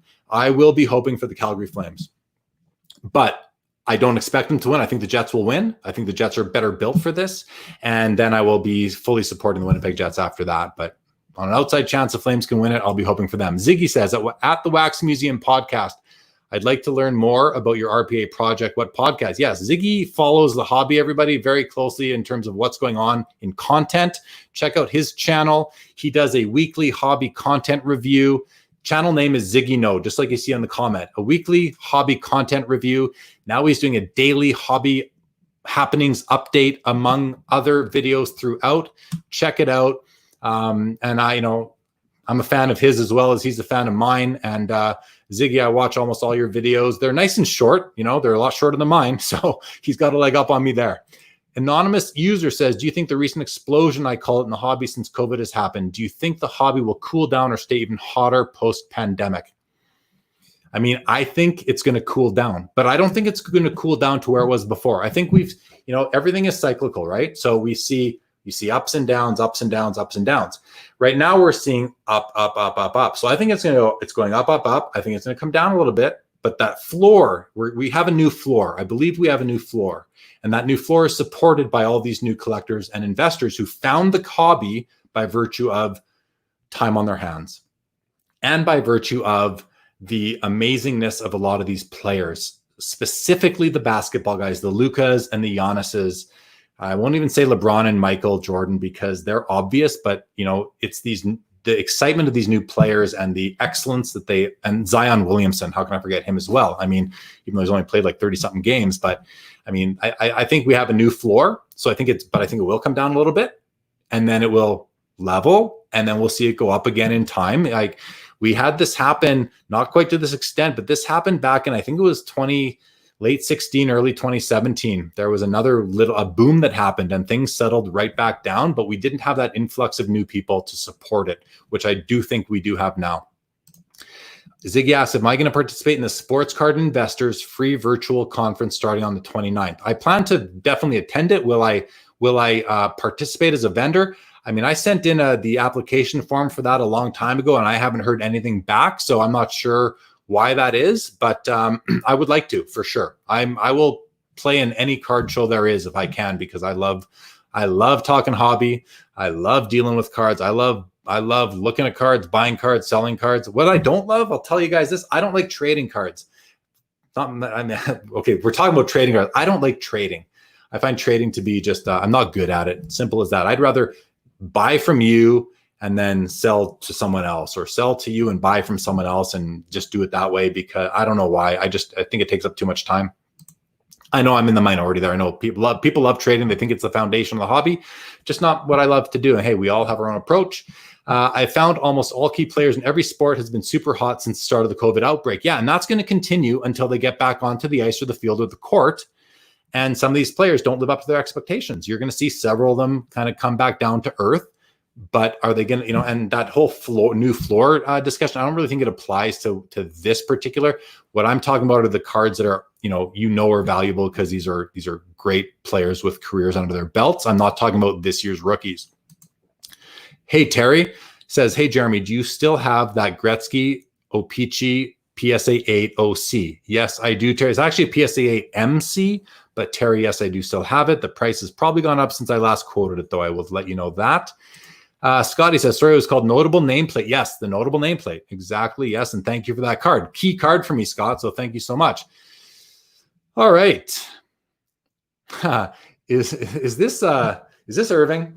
In-N-Out, the best burger you've had? No, it's not the best burger, but I do love my In-N-Out burger. I don't like their fries. Their fries are garbage, but their burgers are delicious. Billy says, Amit and Jeremy changed my mind on hoarding Gretzky autographs in the pre-expo episode. I'm going to pick up a Gretzky Opeachy because it seems like an obvious hold after watching Sports Cards Live. If that's the one effect this show has on the hobby, is that people think that an Opeachy Gretzky is an important card for any collection. I don't care if you don't collect hockey. It's just like the Michael Jordan Fleer 86 rookie, which to me is the rookie and the only one I want. I don't like his star cards. I think they're ugly. I don't like his Nike card. It's oversized. Any other one, I don't consider a rookie card. I consider that to be the rookie card. And I think every collector, if you can afford it, you need to have a 1986 Fleer Michael Jordan rookie card in your collection, because he is the ultimate GOAT of all sports. I mean, he's the GOAT of GOATs. He just is. He's the GOAT of GOATs. He's the GOAT of marketing. He's the GOAT of athletics. He's the GOAT. So yeah, but Wayne Gretzky, is right under him in terms of importance worldwide. I believe in terms of dominating one sport and changing the game. I mean, this guy moved down to the United States to play in 1989 or whatever it was. And all of a sudden, you've got 8 new teams in the Southern United States. So not all of a sudden, but it's all linked to that. So yes, you need a Wayne Gretzky rookie card in your collection. If you're watching this, if you're a basketball collector, you need a Wayne Gretzky rookie card.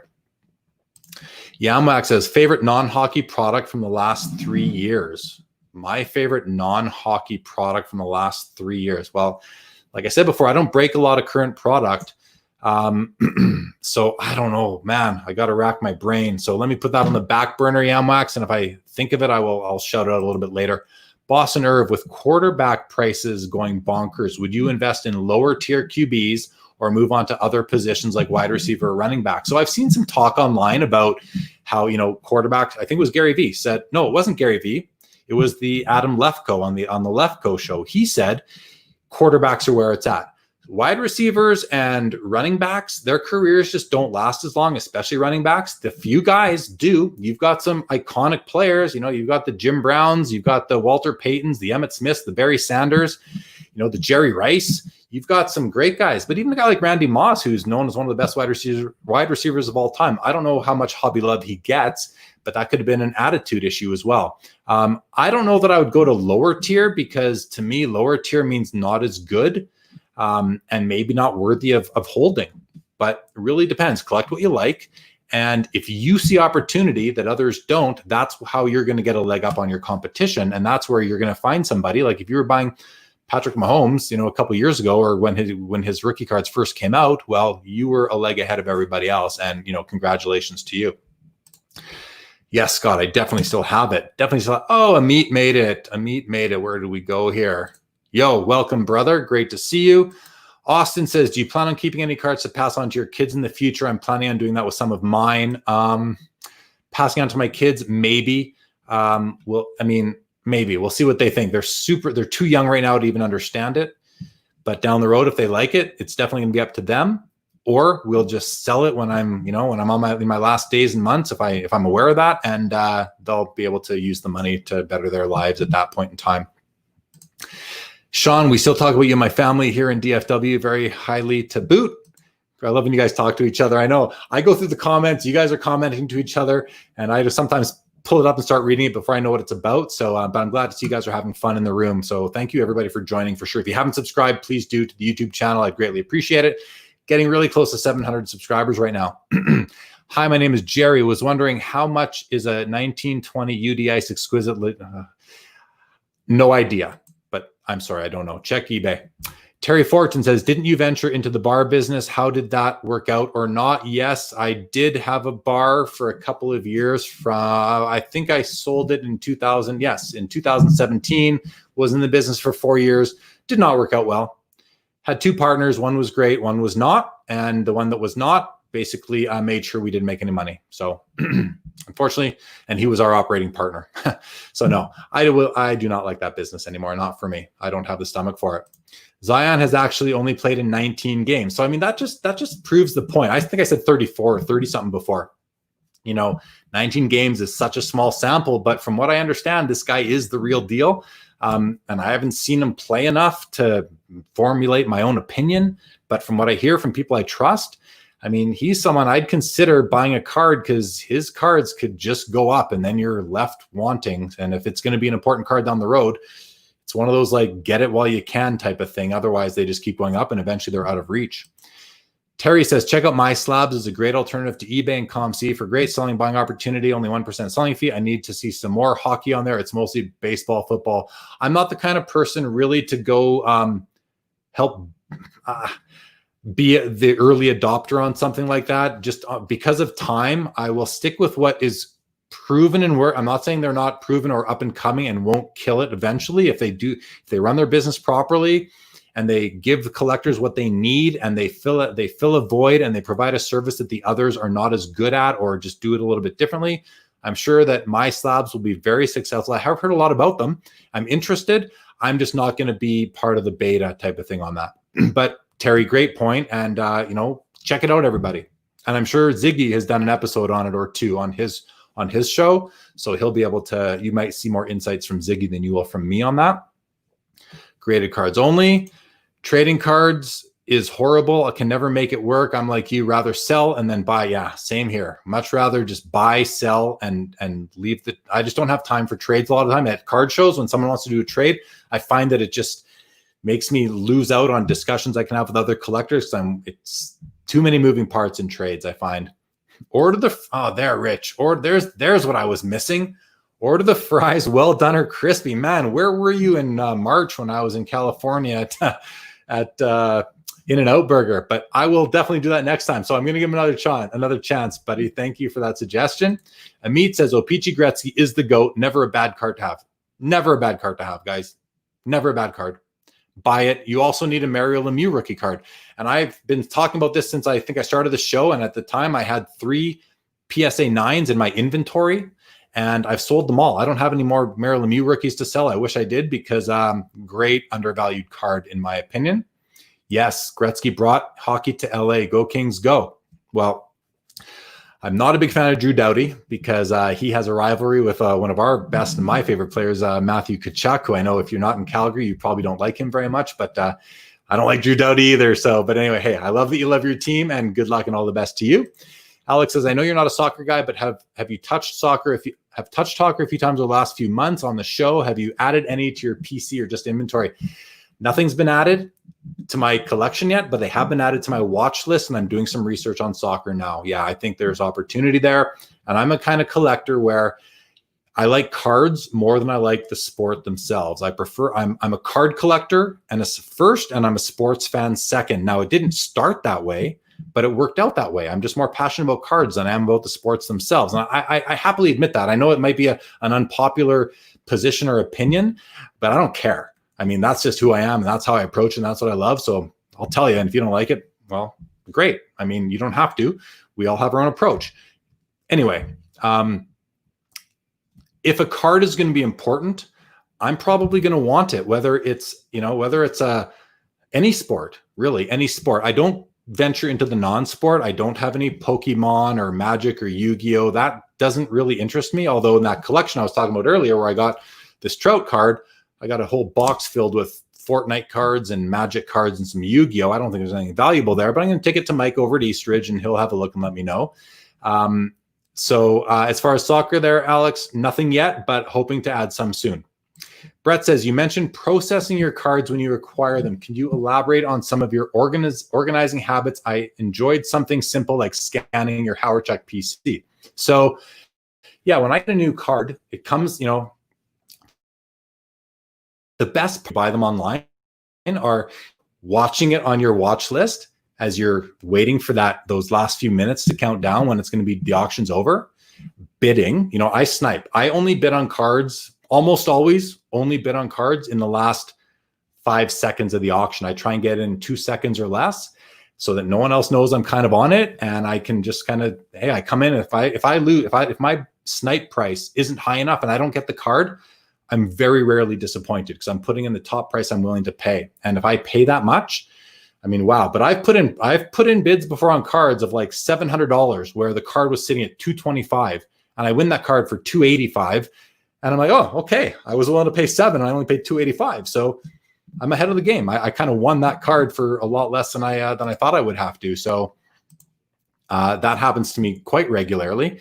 But as far as processing them in, Brett, basically the card arrives, you know, you get your bubble mailer. That's anticipating the arrival of the card. That's a big part of the hobby. That's a big part of the fun.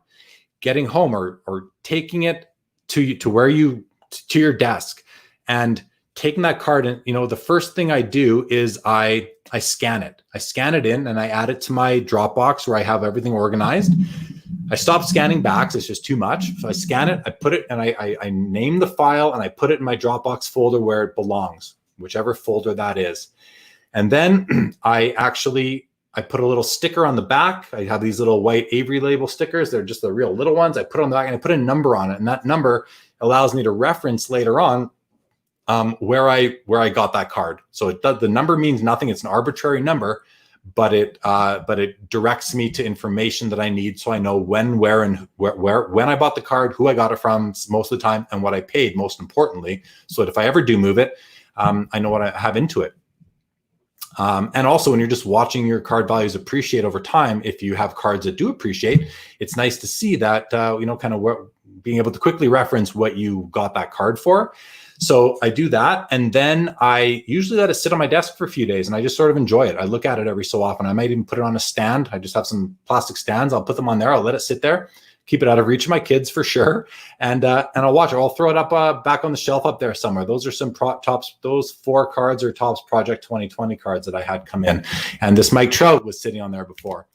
I'll put it up there, and then eventually I will put it into the box that it goes in, and I guess that's it. And then I'll share it. I'll either share it on Instagram or on Facebook or on Hobby Insider, and that's my method of processing a card into my collection. Hello to you, sir, anonymous Facebook user. What was the bar called that you owned? I owned a bar in Calgary called the Trop Bar and Grill in Marda Loop. That was the one. Austin says, do you feel you may be running out of people to interview in the near future? What are your plans if such a scenario is to arise? Hope this goes on as long as possible. Yes and no. Yes and no. I feel that almost the caliber of guests, I'm not insulting any future guests here, but I've had some pretty important people on so far. And the great thing is that anyone I've had on has always says, oh, these other guys from my company should come on too, whether it's Panini, Upper Deck, Leaf. I mean, they're all willing to talk to their colleagues and say, hey, you should go on Jeremy's show. And so I don't think it would take a long time to run out. But I mean, so I'm on tonight alone.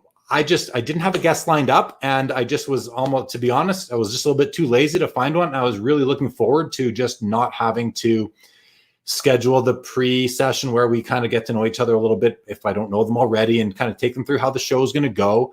And so it's been, and I'm having a lot of fun. I haven't shut up now for an hour and 38 minutes, and I'm going to have a sip of my water. So pardon me. But I mean, if And I've got people volunteering to come on, and I don't think the caliber or not the caliber, but the amount of guests that I have on who are, work for card companies or work for grading companies or work for all the companies in our hobby and industry, that might run out eventually.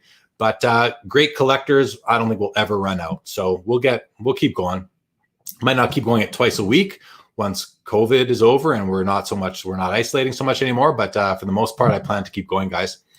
It's not showing my name. It's Irving in the in and out. I figured it was you, Irv. Welcome, Irving, to the show. Mustache Man, check him out. Irving, I don't know if you're still. I think you still do breaks. I'm not on Breakers TV or anything like that anymore. But if you are, shout it out. Feel free, please. Any soccer guys to look out for? I mean, I'm only really aware of a few players. That's why I'm doing some research. Like, I know about Ronaldo and I know about Mbappe. Seems to be all the rage right now. So these are the guys that I'm kind of looking to, not looking to purchase, but I'm starting with them as sort of anchors into and growing out from there. I haven't bought anything yet, but I'm looking. What was the bar called that I owned? It was called the Trop Bar and Grill. Colin says, do you think the National is going to happen in December in Toronto area? There's 10 shows a month that aren't happening and it's killing the dealers and collectors. No, I don't think the National is going to happen in December. I don't. I just don't see it at this point. I don't think the Toronto Expo is going to happen in November, but the virtual Expo likely will again. And I'm so content with that. And the fact that, 10 show, it's killing the dealers and collectors. It's killing you that you can't get out and communicate. But as far as the dealers go, there's other ways to convert your cards into cash if that's what you need to do. And if you're not doing that, I'm not trying to be a jerk here, but that's on you. You need to get with the times a bit more. Maybe I don't think you need, if you want to sell your cards and you're not able to, you got to embrace some technology, get yourself some equipment and just figure it out. And the way you figure it out is it's simple. You go to YouTube and you search, how do I do fill in the blank? How do I do fill in that blank? And you'll find a video on it, whether it's using equipment or live. How do you think I figured out how to do this? I'm no expert.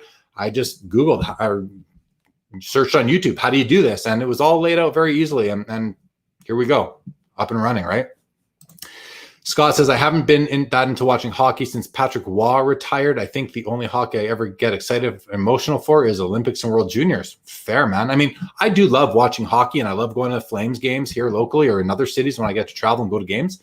But it's enjoyable. But I find if there's a card I want to buy that's ending during that game, my eyes are going to come off the ice and they're going to go to my phone so I can check out eBay. Yamwak says, Rich has had the top takes on both sports and fast food tonight. I love collecting, though. Same here. Simon says, I like to snipe auctions, too, but nowadays the prices end up too high to even snipe. Yeah, and I've been missing out more than I've been winning lately on my snipe approach. So, but hey, that is what it is. Hey, Jeremy, Jason Goff here. Jay, welcome, man. Hobby Heroes. Jason runs a Facebook group, everybody, called Hobby Heroes, where his purpose is to recognize the heroes in the hobby, being the collectors, and how the generosity of collectors. Check it out if you are interested and if you are an honest and really upstanding person in the hobby. He says, truly great for the hobby. Appreciate your hard work. Which card you're currently hunting, high end or not? I'd love to get I don't have a Nathan McKinnon SP Authentic Future Watch Auto in my collection. I wouldn't mind getting one. I might have missed the boat on those. They've bumped up in prices, but that's a card I don't have. I'm not hunting high and low for it. Cards, there's two kind of cards I need. I need the C from the Howard Chuck nameplate from the Cup, and I need the Jonas Hiller 1/1 from the 13-14 National Treasures Hockey number patch parallel. Al says, do you think that the activity regarding 90s hockey cards on Instagram will help bring more collectors into the hobby and younger collectors? Prices are easier on the pocketbook. I think it will, Al. I think it will, because on Instagram, we're seeing a lot of people following collectors that maybe collect outside of their own sort of, comfort zone. So for example, I've got a lot of basketball collectors that follow me on Instagram. And I mean, there's this one collector, he goes, his name on Instagram is, and he might be watching, is cardboard_chronicles 2. It's not Josh from the original Cardboard Chronicles, I don't think. Cardboard_Chronicles too. And he's been showing cards on Instagram for the last week, basically saying, thanks to J League Cards getting me into hockey cards, look at these precious metal gems I'm picking up of hockey players for a fraction of the price that I'm picking them up in basketball. And now he's showing them on his Instagram to his hundreds of followers who are seeing it. And, that's going to snowball. That's going to have an impact. And so I think, yes, it is going to have an impact, and we're going to see more appreciation, not just for 90s inserts, but inserts right up through till today. People are digging on rare inserts. I use a hashtag rare insert when I post one up on Instagram because I love rare inserts. If I like the looks of them and they're rare, I'm going to love them. Sean says, do you think NHL players participating in the Beijing and Milan Olympics could be a catalyst for increased global card sales? I do, Sean. If the marketing departments and firms that are working with the NHL and the Olympics do a great job, then I certainly do think that's possible. Thanks, Jeremy. On the processing info, do you keep a want list of any type? I do not have a want list, Brett. I never have kept one, mostly because I don't work off a player checklist like I know you do and other player collectors do. So no, I don't. I shouldn't say never. If there's a set I'm collecting, then I have a list of cards I need for the most part. But oftentimes my list is what I don't have by looking at my Dropbox on my phone and saying, hey, okay, do I have number 133? Well, look, I don't have it. I can say I have the other one, so I need that card. But that's pretty much my extent of organizing what I want or need. I do host breaks. This is Irving. I do host breaks. Nothing on there at the moment, but there you go, guys. www.minerasportscards.com. I do a little bit of everything in all sports. Irving is one of the original group breakers, like from the beginning of group breaking, guys. So check him out, and just an awesome dude altogether. Any particular card or cards where you said, I'll buy that later, and then later become way more expensive than you thought? Yeah, one in particular. The Tom Brady, is it Bowman Chrome or Topps Chrome?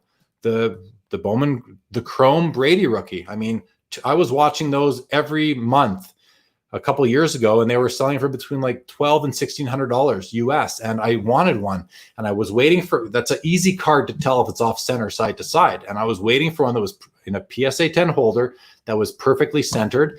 And I just never bought one. When the ones came out that were centered, they were in the higher end of the range. I thought, oh, maybe I'll try and get one cheaper. And now they're like $8,000. So I missed out on that. You are welcome for the shout out, Irv. What is your favorite card? Asked you before, but said to ask you during a show. My favorite card that I own right now, and I mean, this changes, right? This changes for sure. Here, let's bring it up. Let's bring up what pops into my mind when you ask me that. So back to here. If I go to my, it'll be in my inserts folder. So these are my hockey inserts that are not graded. And these are, for the most part, I'm going to get these all graded one day. So this is stuff that I've been kind of picking up over the last couple years, and all sorts of different things in here. But my favorite of all these is this one right here. This is take it a second to come up. This is the 2012 Fleer Retro Precious Metal Gems Green Wayne Gretzky. I just got this card like a month or 6 weeks ago. It was a buy it now on eBay. And I made an offer, and he luckily countered me, and I had to just accept that offer because any longer, and this card would have gotten snapped up for sure. I think I got it for a very good price, and this would be my favorite card right now. But I mean, I have so many cards that I love that, this is my favorite right now because it's new to the collection, and it's not necessarily going to be my favorite card, a year from now or maybe even next month, but I'll go with that one for now. Thank you for asking. Brian says, I don't know if we will get to this, but do you think that athletes should take instruction on signing? Roberto Alomar vid could give lessons. More of it. Do I think they should take instruction? Yeah, I think they should be open to providing nicer renditions of their autograph and not just a scribble with like one angle to it type of thing like you see on some players.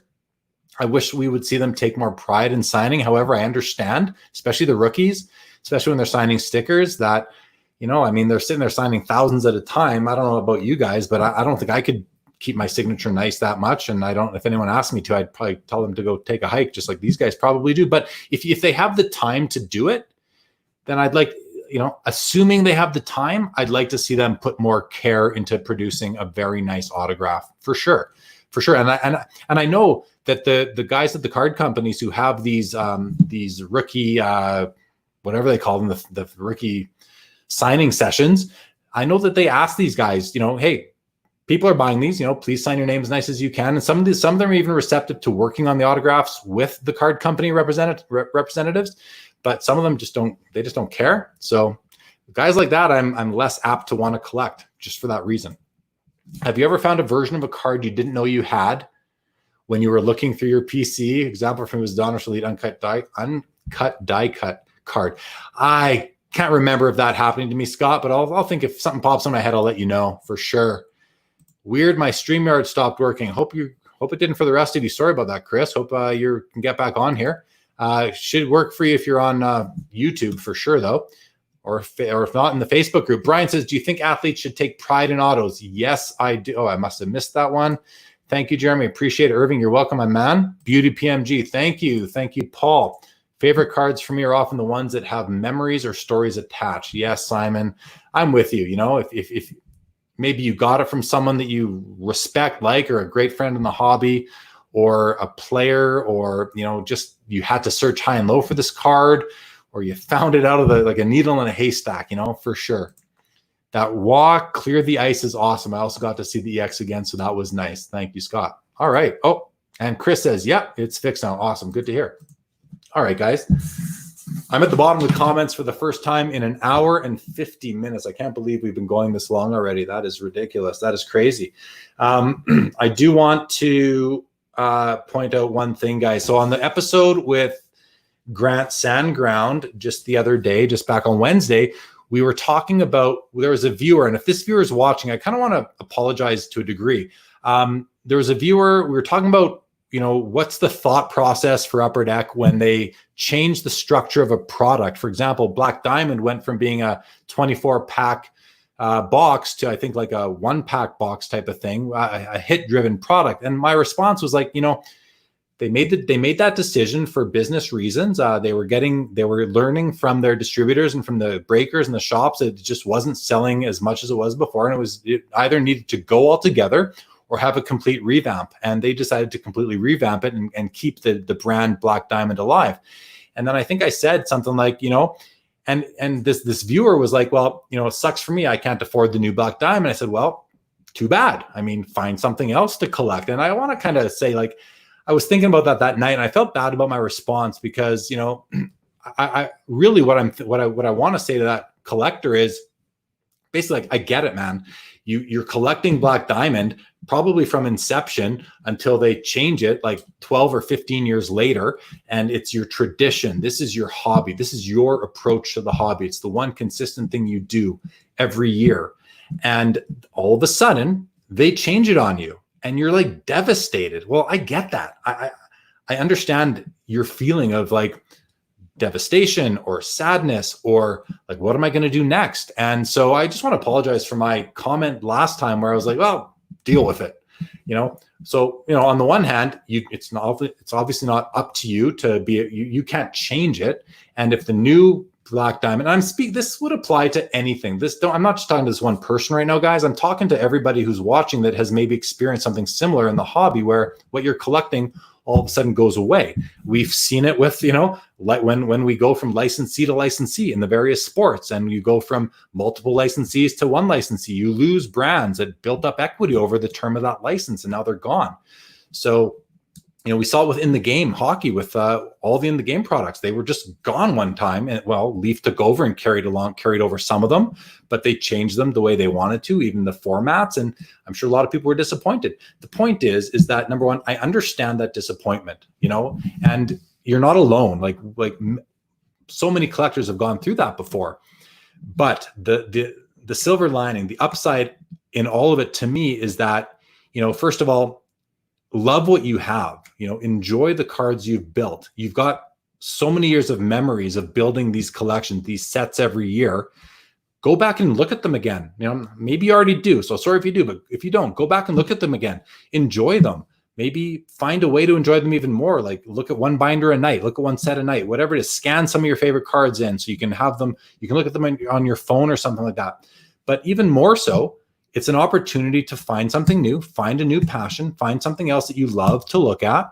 And it's like a fresh start in the hobby for you. So while the disappointment is understandable, the devastation for some of us can be understandable. Like we get it. Other collectors get it.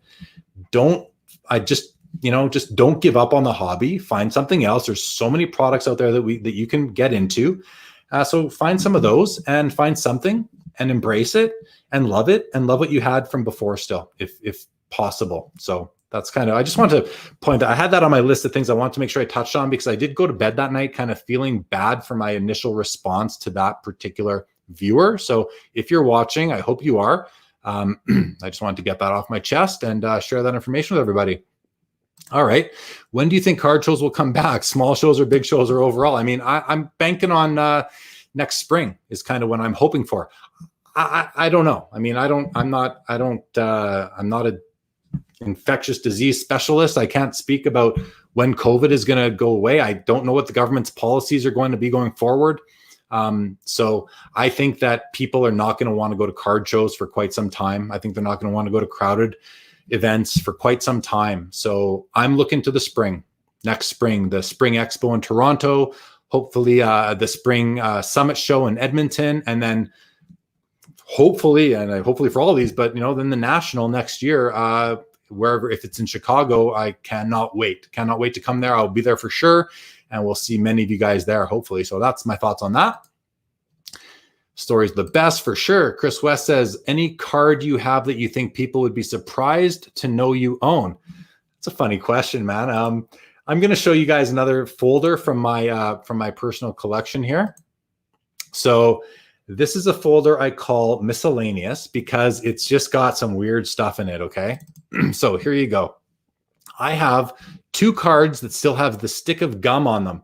This is an I think this is a Dave Babbage. The player doesn't even matter, but this is a Dave Babbage card from 1982 with a stick of gum on it.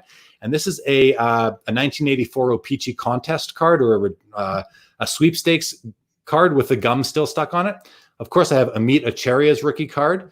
This is a card I have. I'll show you guys. This is a card I have where I bought this online a long time ago, and this patch here, the Joe Thornton piece, is a fake patch. I know because I showed it off on Hobby Insider probably 11 years ago, and someone said, hey, here's a copy of before it was doctored. A couple other cards I have in here. This is a room key from the Expo with Derek Jeter on it. This is a card that says H. It's basically a logo card. It says it's got the 8. This is a goalie pad card, but it says HI. So when I had HI, someone sent me this card because it basically said HI right on it. This is signed by Richard McWilliams, the founder of Upper Deck. This is a card with my name on it from In the Game. But I want to show you guys this one. Where'd it go? Right here. The Sea Monkeys card. This is an actual Sea Monkeys card. I believe what product is this from? Topps Allen & Ginter. So if you remember comic books from the 80s, you could get those sea monkeys on the back if you sent in for them. I always read those books back as a kid, and I think I got this from Amit, maybe. I got it. It was just a random card, not worth anything, but I thought it was funny, and I wanted to have it. So, I mean, maybe that one. A couple sketch cards, Star Wars here. I got 3 cards that are, signed by Brian Gray. One says, thanks for your support. One says, redemption cards suck. And the other one says, BG for president. Carvin's card, my buddy's son's card. I like the scavenger hunts at the Expo to get these Beckett plate cards. I like to get those when I can. I've got the Fat Packs card with Eric from Beckett Live Presents, his autograph card, a few others, more Beckett stuff. The Mayor of Canada's card here, the Rich Barone autographed. And this is my card here. I'll show this one. This is at the Summit last year, where they let us take a picture of ourselves on a card. I have a few other cards of myself. You guys want to see those? They're in my, I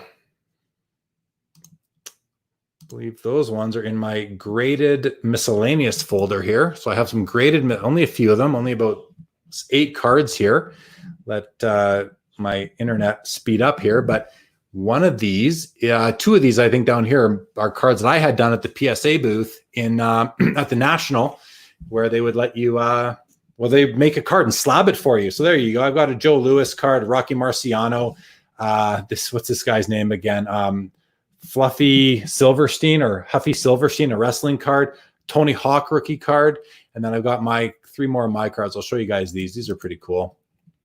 This is from the Upper Deck booth back in 2014. Oh boy, I look a little bit younger there. And then I've also got from the 2017 National, I got this one where it says my name here. I'll just take this down. It says my name on the card. Actually, they put your own name on it there. But then on the second one, I just got, because my daughter was just born that year, so I got Bridget's daddy on this one. So those are pretty cool. I was happy to get those cards. I don't know. There's a few. And then, of course, I have the Queen of England. This card is pretty cool, actually. This is from the 1952 Topps Look and See set. It's known by vintage people, but this set is just filled with notable people throughout history. And I thought this was a cool card. It's a very strong grade and a PSA 8. But I will tell you guys that this card, I bought this card from PWCC probably 3 years ago. And when they went through that whole trimming scandal last year, I got an email from them saying that this card was part of a group of cards that is likely trimmed. And if I want, they'll give me my money back. And I had 3 cards on that email that I got from them. I sent them 2, but I decided I was keeping this one because I don't care if it's trimmed. I love it and I want to keep it and I own it. And if I ever sell it, I will share that story with the potential buyer. Of course I will. Integrity is super important in this hobby, but I don't plan to sell it. So I kept it. And maybe that's a card you wouldn't expect me to own. Great. Okay. Cool question. Julian says, thanks for doing these chats. They've been fun to watch last few weeks. Thank you for enjoying them. That's why I do them. That is why I do them. Brian says, I was there. You gave it to him, but you gave it to him straight. Damn, I wish I knew what we were talking about there. Also says, that's the way. Oh, okay. That was the guy on the Black Diamond. That's right. That's the way you are. So people, if want it sugar-coated, don't ask Jeremy. Yeah, I mean, I try not to sugarcoat things, but I've got my opinions, and I'm not tied to any company here, just doing my thing. So hopefully I continue to deliver straight like that. And that's kind of the beauty of this, is that I've said it before, there's really no rules. My only rules are, be kind and courteous. The show, when I have guests on, and especially guests who work for, say, card companies or grading companies that are often targets online, I do not want this to be a forum for complaints or asking where my redemption card is, or why did this happen to me, or that, or I didn't get the hit and who can I call. This isn't a customer service department for any of these companies. This is simply a platform to share information and meet people behind the scenes. That's the coolest part of it, is that we're getting to meet these people behind the scenes. So anyway, appreciate the comment. Jay, I love the old Black Diamond and collect the retro rookie insert. See, so to make up for it, you found something to fill in that void. And that's exactly what I'm talking about. So good on you, Jason. Paul, another good show. Your passion for cards always comes through. Hey, man, I'm not going to argue with that.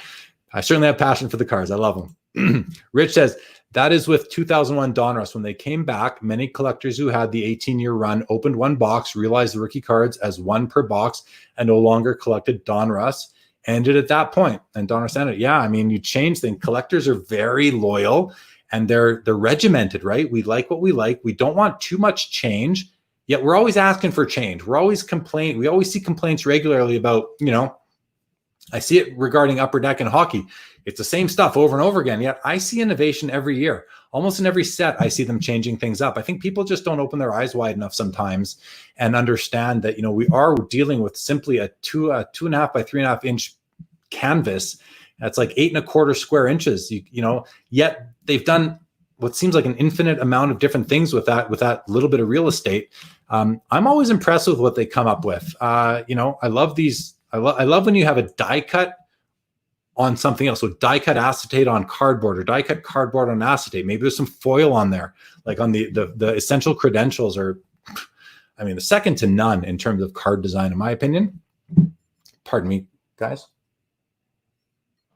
I'm used to taking my sips of water when my guest is speaking. Chris says, any idea when another digital show any idea when another digital show or nothing else in the pipeline that I'm aware of? Well, there is, as Ziggy mentioned earlier, there is the virtual show that's being run by the gentleman who goes by Sports Card Investor.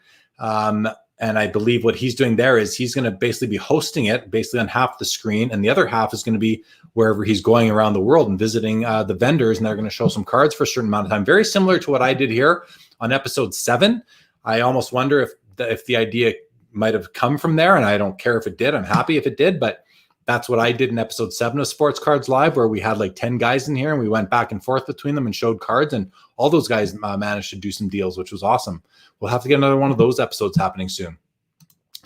Do you have any PSA set registry collection? Yeah, Ziggy, I've got lots of. I've got probably I've probably got about 100 PSA set registries on the go, different sets in the registry on the go. Yeah, probably about 100. I don't really care about that as much as I did before. I've actually stopped collecting the biggest one, which was the Hall of Fame rookies in hockey. And I've kind of gotten rid of some and scaled back that collection to just the most important players. But yes, I do. I'm pretty active on that, actually. Simon says, all the sets that I used to collect are gone. So now I'm back in the hobby. I go back to those sets. I collect what I like, and I know and grew up collecting. Well, great, man. At least you have direction and focus. And the beautiful thing is that while you're collecting those things that you remember from when you were younger, maybe what a lot of people do is they come back and they go after cards that they always pined for when they were younger. They could never find because they were so rare, or they could never afford because they were out of their price range. Now you can collect what you remember, but there's so many more options, and there's so many beautiful cards out there that there's so many things you can do and supplement what you remember, and go slow, go slow, because you will make mistakes along the way if you're just getting back. You'll buy some things that you're not going to love forever, and you'll move. And it happened to me when I got heavy into inserts a couple of years ago, and I've got probably 600 cards now from that, in that sort of sub PC. And some of them I'm like, okay, I've kind of refined my taste now, and I may be willing to let some of those go and take that money and put into things I like more. So I think the personal collection, it's a fluid entity, right? It's always changing, and there's really no borders. There's like the only constraints are the ones you put on it yourself. So we can change those constraints as collectors. There's nothing stopping you from doing it except your resources and your time, right? Your money and your time, whatever you can focus on. So I think it's important to realize that. Don't paint yourself too tightly into a corner when it comes to collecting. Instead, be open-minded. And like it comes back to all the time, collect what you like. If you see something you like, or you think you think, oh, that looks interesting. What other players are in that set? Or that looks interesting. What did it look like in prior years when that insert set came out? What's the evolution of this? Research it. Ask people questions. Go on. Instagram is becoming such a great platform for learning about new cards that you didn't know existed. I highly recommended getting an account on Instagram if you don't have one yet. And I use it I have two, one for personal, one just for cards. And one just for cards. I only follow card accounts. I want to go there. I want to look at cards. So, and there it is on the ticker right now, JLee_cards. You can follow me on there. If you follow me and I see that and I look at your account and you are not a private account and you have cards in your account, I'm most likely going to follow you too, unless it's just like advertising for group breaks, which I probably won't follow. But if you're showing singles, I'm going to follow you. Brett says, the structure of the hobby is constantly changing. My PC has hundreds of new cards released recently. Overwhelming. I've altered my approach, what I was just saying, adapted, and realized that collecting isn't a race. Yeah, man, it's not a race. Although recently we've seen cards going up in value so much. I'm talking about like the investment caliber cards, not so much the player collector cards, but the commodity cards. I'm seeing them go up a lot lately. So you kind of sometimes you want to get in before you think the card value might go up a lot. And we're seeing a lot of that going on right now. And I think some people are going to lose because there's so much of these values are built up on hope and potential for the upcoming season or the finish, the completion of the cutoff seasons, that not all these players are going to come out and do what people are expecting. That Thornton patch is brutal. Don't remember which one that is. Oh, the fake patch. Yes, that was brutal. But, I kept the card, so I know I have an example of a fake patch card in my collection, and I can look at it and I can realize, yeah, you can't tell by looking at it. But it's fake. I know for a fact it's fake. Brian, no, I do not have any interesting error cards. Error cards do not and never have interested me. The Billy Rip again, the expletive card interests me more because it's iconic in the hobby, but that's it. Error cards never were my thing. Yamwax says, Jeremy, not a hockey follower, but your passion and insight has inspired me to create my first NHL related eBay save search. Cheers. Woo woo! I love it, man. Welcome to the hockey side of things, man. You're gonna find that the cards are beautiful, and the collectors are passionate. So welcome, and reach out anytime for sure. Chris says, I've been looking at a bunch of vintage historical cards recently. Some cool stuff, definitely. Barry from ComC, welcome to the show. What are your nightly dining spots during the expo? Well, the Thursday night we go to Jack Astor's, where actually as part of the Hobby Insider message boards and the community there, we have what we call the traditional pre-expo dinner on the Thursday night. And now that we have Sports Cards Live going, I'm extending the invitation to that dinner out to anybody who comes to the expo. The next time there's an expo, if you're still watching the show and you remember, you're going to be invited to come join us and meet a big crew, lots of people, passionate collectors, good fellas. Come check it out for sure. And then Friday night goes late, right? It goes till 10 o'clock. We go to the Keg, usually me and some friends go to the Keg for dinner. And then Saturday night is like usually something like Zets or something like that, all near the show. Simon says, crazy thing is that card is from 52 and she still is going strong. And she's still, I know, right? The Queen Elizabeth card, she's still going strong. And that card is like 60 years old. It's ridiculous. Being in Canada, she's the queen, we're part of the Commonwealth, all that. So the card, she's been on our money for my whole life. So it's like, it was just a cool card and I'm not giving it back. I don't care if it's trimmed. Chris says, Queen of England rookie card, almost as good as the Methuselah rookie card from the Simpsons. No doubt. I worked as a redemption manager for Upper Deck from 2008 to 2011. Okay, I don't think you're Irving, another anonymous Facebook user, but thank you for the information. Hey, great job again, Jeremy. Missed the start, but enjoyed all I have seen as a teacher and now principal. I would really love to see card collecting get going again with kids. I often buy boxes of 90s cheaper cards to open. Sorry, didn't finish. Open cards with kids to hopefully get them interested. What do you think is a good way to get kids into the hobby? Can seem really pricey to many. Okay, I have an answer for this. To this anonymous Facebook user, if I know you, I'm sorry, I don't recognize you by the Facebook username, but I have an answer for this, guys. And let me just start off by saying, there's more kids in the hobby than you all think.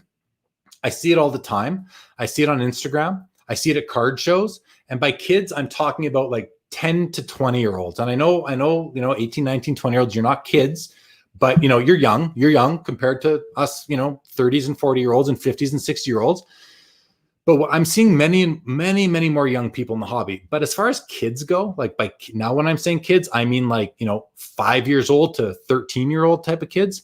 I've been doing this for so many years. I know lots of people do it because I've talked about it on Hobby Insider for probably a decade now. But when I get base cards, I give them away on Halloween. So now let me clarify. I also give away chocolate bars and candy, but every kid that comes gets some candy and they get some packs of cards. So I'm talking base cards where I take team bags and I put 10 cards in a team bag. And if a kid comes, hey, do you want some hockey cards? Oh, yeah. Of course, they always want them. And I give them to them. And I remember my house, my old house, I was known as the hockey card house at Halloween. Well, I was happy about that because I was getting cards out into the community. So that's just one small way that we can all get more kids into it. And now they're getting cards for free. And if some of them really take to it, well, maybe we've helped to lengthen the life of this hobby, past our generation. So I think it's important. But do note that, cards. I'm finding that cards are just as cool to some kids nowadays, teenagers, as playing Fortnite is. So, I mean, they're not. It's not a hobby that has been taken away from kids. So many people love to say that it's out of reach for kids, and it's an adult hobby now. It's a business now. Well, it's always been a business from the very beginning of cards. It's been a business one way or another. Like, get that straight, everybody. But secondly, there are sets out there for kids that are affordable for kids or for people that don't have the means that people who buy the high-end stuff do. And that's important to recognize instead of just always saying, oh, it's not for kids, it's not for kids. Well, in hockey, I can speak very, very clearly that, there's MVP, there's O-Pee-Chee, there's a few others that don't come to mind because it's not the area that I collect strongly in, but there are sets out there that are geared toward the set collector. People also say, and I think it was Sean Robb asked in a question on Facebook in the group when I posted this up, that, you know, is set collecting a lost art? Well, I think fewer and fewer people find it to be the approach they want to use to the hobby because there's so many other more fun, cooler approaches, in my opinion. My opinion, I say that from my head. You know, I used to collect sets every year as a kid, and I loved it. But there were no other options. There was only one set a year. Now there's so many different things. So, you know, the beautiful thing about a collection is that you can design it however you want, and you can create a set for yourself. It doesn't have to be a set as defined by the card company. You can say to yourself, I want the young gun of every player to play for the Boston Bruins. Well, now that's your set. That's what you're collecting. Or you can say, I want an autograph of every player who's scored 500 goals. Now that is the set you are collecting. You've now defined the set, and you've got tons of options because they all have many different cards that you can choose from. So, you know, set collecting as far as a base set, getting 1 to 396 or 1 to 600, all those cards. Yeah, people aren't that into it anymore. It's fun for kids to do, I think, but I have no interest in that. I mean, if I'm collecting a set that's over 100 cards, those better be some fancy cards, because otherwise I'm just not going to be interested in it. Hope that answers that, maybe provides some more information. What are some of your favorite inserts to collect from recent products? Great question. And I've got my eyes on like so many different inserts right now that I'm going to take a look at my insert collection, and I will maybe show you, but I will definitely tell you. So yeah, sure. Why not? Here, let's take a look here. So these are some, now they're not all maybe insert, but these rookie breakouts, these are rookie breakouts, right? These are rookie year acetate on cardboard cards that are from Upper Deck Series 1 and Series 2. And I think they're awesome. I also like these Synergy. I like these weird Synergy inserts, as well as the Synergy base cards, which are true base, numbered to like 18, 19, or 20. I think those are great. This card here is from O-Pee-Chee Platinum. I got this in a break. I rarely go in breaks, but I did. This is a Leon Draisaitl. What's this one called? The Orange Checkers out of 25.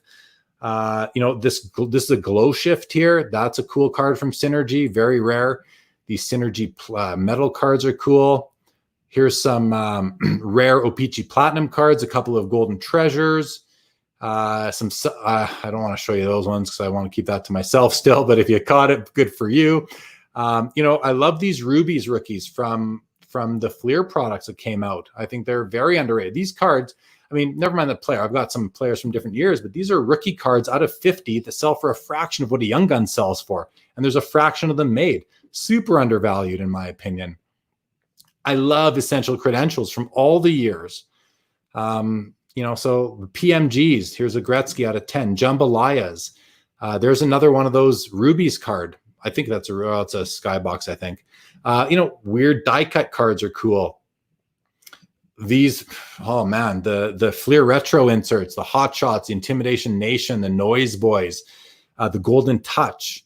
Like I love the Essential Credentials, Jambalayas, Jambalayas, more essential, different years, like all sorts of great stuff. So there you go. I like shiny, fancy, acetate, die cut, rare. I like rare. Like it's much more fun, I believe, if it's rare. At least for me. I want the chase, right? Excuse me. Brian says, can you elaborate on the PSA set registry? Are they graded as a set? Brian, I'm not going to take the time for that right now, man, just because it's a lot of explanation, but go to the PSA website and you'll see the registry, and just go take a look for yourself, do a bit of research, and you'll see what it is. It's pretty awesome, actually. Chris West says, there are more errors in that Fleer baseball set. Okay, errors. Yeah, not something I'm that interested in, but there's lots of errors, especially throughout like the mid to late 80s and into the early 90s. No doubt there's tons. Rich knows Barry Ma from ComC. Brett says, recently I've enjoyed living vicariously through other collectors' collections. Social media has been huge for that. Makes me not yearn for some cards as much. Keeps me focused. Yeah, that's cool. It's sometimes, let's face it, like I know myself, I've got all these cards. They're locked away. They're in boxes, and I don't really look at them that often, but I do look at my my visual documentation of them, my Dropbox where I keep them. I can pull it up on my phone anytime, look at my cards. And I find I look at my cards digitally more than I do look at them in their physical form. And I think that's okay. You know, you don't want to pull them out all the time. You want to let them kind of sit there and just be there, just do their thing, right? And but sometimes it's fun to pull them out as well. That's for sure. You can get a lot of cool stuff, cheap stuff on ComC for 30 cents to $1 per. Yeah, ComC is a great place to fill in sets. If you're a set collector, find inserts. ComC is probably my favorite place to visit daily to look for cards. I mean, I'll probably look at eBay more, but ComC is it's different and it's great in its own way. Ziggy says, I'm going to give cards away for Halloween with candy too. Love the idea. Yeah, Ziggy, it's wonderful. Kids love it, and parents love it too. They do. I've had great success with that. Barry says, we were at Jack Astor's for the first time last fall expo. It was great to meet up with you and talk about the Pro Set Stanley Cup holograms. Yes, Barry, because I think you have the only one that's nicer than the one that I have. So congratulations on that. Maybe you'll sell it to me one day. Isaiah says, what do you think about the hate towards Upper Deck? I think a lot of it is unjust and that many collectors use them as a scapegoat for whatever reason. Yeah, good question, Isaiah. I think a lot of people don't understand what goes on in what goes on for the card companies. They don't understand the constraints they're under. They don't understand the contracts they have to adhere to. They don't understand the requirements of those contracts. They don't understand timelines. People don't, and by saying don't understand, it's not like they should understand. They just can't understand, right? Unless these card companies come out and talk about it, as they've been doing on my show. So if you watch my episode with Chris Barr, with Grant Sandground, with Billy Celio, even with Brian Price, with Brian Gray, you know, you're going to learn a little bit more about what goes into making a set and why you see redemptions, why you see sticker autographs, why you see release dates not being met, why you see players' redemptions never being filled. Like, there are reasons for these things. So, you know, if you're an exclusive licensee and people want and believe and think that competition is important for the hobby, they need someone to complain about. And that in hockey has always been Upper Deck, but people complain about Panini in basketball. They complain about Topps in baseball. You know, so it happens everywhere. And I think people oftentimes, and, you know, take it the right way or the wrong way, some people just like to hear themselves complain. You see it all the time. I've seen people refer to, you know, same crap over and over again. Well, it's not crap, man. You're just looking at the wrong stuff. Or if you think it's crap, that's good because I'm going to be able to buy it cheaper and I love it. But people oftentimes, and it's just human nature, people often think that their opinion is fact. And people often also think that their assumption about how something works is how it works. And those people are just not aware enough to know that they're not considering all the factors at play.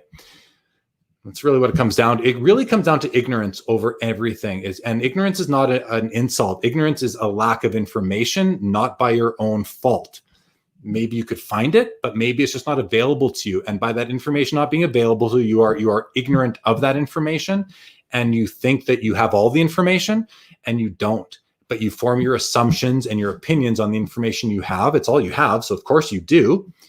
And you then air your grievances online, and the people that know the facts shake their head and think, oh, this guy just doesn't know what he's talking about a lot of the time. But if you are ragging on a card company because you don't like the looks of their product or you don't like the checklist, I think you have a reason to maybe voice your displeasure.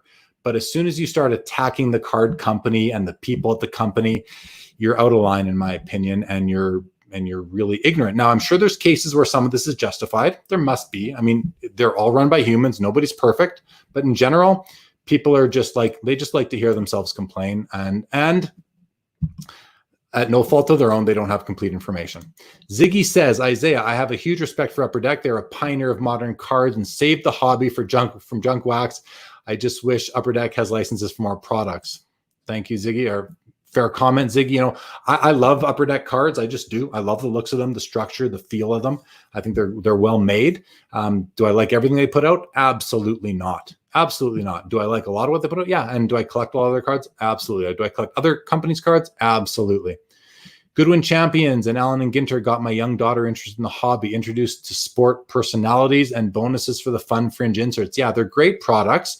Grant was very passionate about Goodwin on here on Wednesday, and Grant Sandground from Upper Deck. And yeah, I mean, those are great things. A very quick story I meant to tell that night. So back when Beanie Babies were all the rage, I got caught up in that a little bit, and I bought some Beanie Babies, but I always bought them with the intention of I'm going to have some kids, and I had this vision of a wall in my baby's room with a bunch of lucite holders and Beanie Babies in them, and then I would teach them what all the different animals were with these Beanie Babies, and these would be their stuffies, and they'd play with them and sleep with them. Well, guess what? I have a 3-year-old daughter right now, and she's got a bookshelf, and 3 of those shelves are filled with Beanie Babies, okay?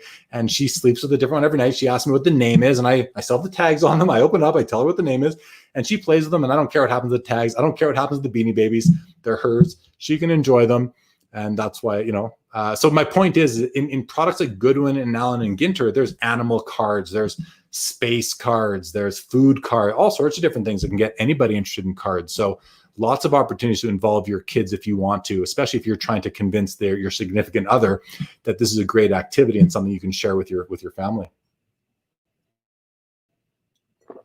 All right, Paul says, Isaiah, I notice other sports have their haters. Yep, no doubt. Brett says, it's not for kids, not for kids. Guess what? The cup isn't for some 40-year-olds either, but I enjoy watching it getting busted. Yeah, so what Brett's saying is that, like, exquisite and, you know, expensive products aren't for not everybody can afford $100 a pack or $500 a pack or $7,000 a pack for like NT basketball, right? It's not for everybody. Not everybody has the same means. That is for sure. So, but even people in their 40s who are in limited budgets can find a way to enjoy the hobby. So this whole thing, it's not for kids anymore. I think that's from people who are just not, a lot of those people who say that maybe don't have, you know, the money in the bank to buy what they want, and they just complain about it more than anything. And that's fine. I mean, hey, you know, if that's how you want to get out your frustration, okay, fine. But, you know, I'd rather you didn't voice it on the hobby and try and bring the hobby down with it. I just don't think that's fair. Brett, watching breaks is like wax porn. I love that. Wax porn. That's awesome. That's awesome. Isaiah says, I've seen a ton of hate towards Upper Deck on Facebook, especially when a new set comes out. Many people are concerned that there are too many rookie autos with all the new products releasing every year. So fair comment. There is a glut of autographs for some rookies, but that's the only year you're going to see it. So over time, there won't be as many. And, you know, the other thing is that we have to remember the card companies are for-profit businesses. They are not here to give us charity. They are not in business to give out cards for free. They need to make a profit. They need to pay their rent. They need to pay their employees. They need to pay their vendors. They need to pay their license fees. They have a lot of overhead. They need to make a profit. They're not in this they're not a not-for-profit endeavor. None of them are. They need to make a profit. So they need to fill their products and sell their products. And the real, you know, if you really want to turn it around, the way I would turn around, I would say, well, listen, if you're buying products over and over again and getting autographs you don't want, who's the dummy, right? Who's the dummy? I'm not saying don't break product. I'm saying break it if you can afford it, break it if you love it, break it if you get that thrill. But, you know, the card companies need to fill their product, and rookies are one of the key ways that they do that. Not every pack can have a Michael Jordan auto, a Wayne Gretzky auto, a Tom Brady auto, right? They just can't. They need to have what they admittedly call filler. And filler are common player rookies and jerseys. So it just is what it is. If you can't, you know, like with the Black Diamond thing, I kind of get it, especially if you're dumping thousands of dollars into product and getting no-name autographs. But, you know, by $1,000, you might realize that it might be time to quit if it's not working out for you. Brett says, and no joke, I've discovered Topps Skate and Topps Bunt digital app. Super fun. I haven't spent a cent.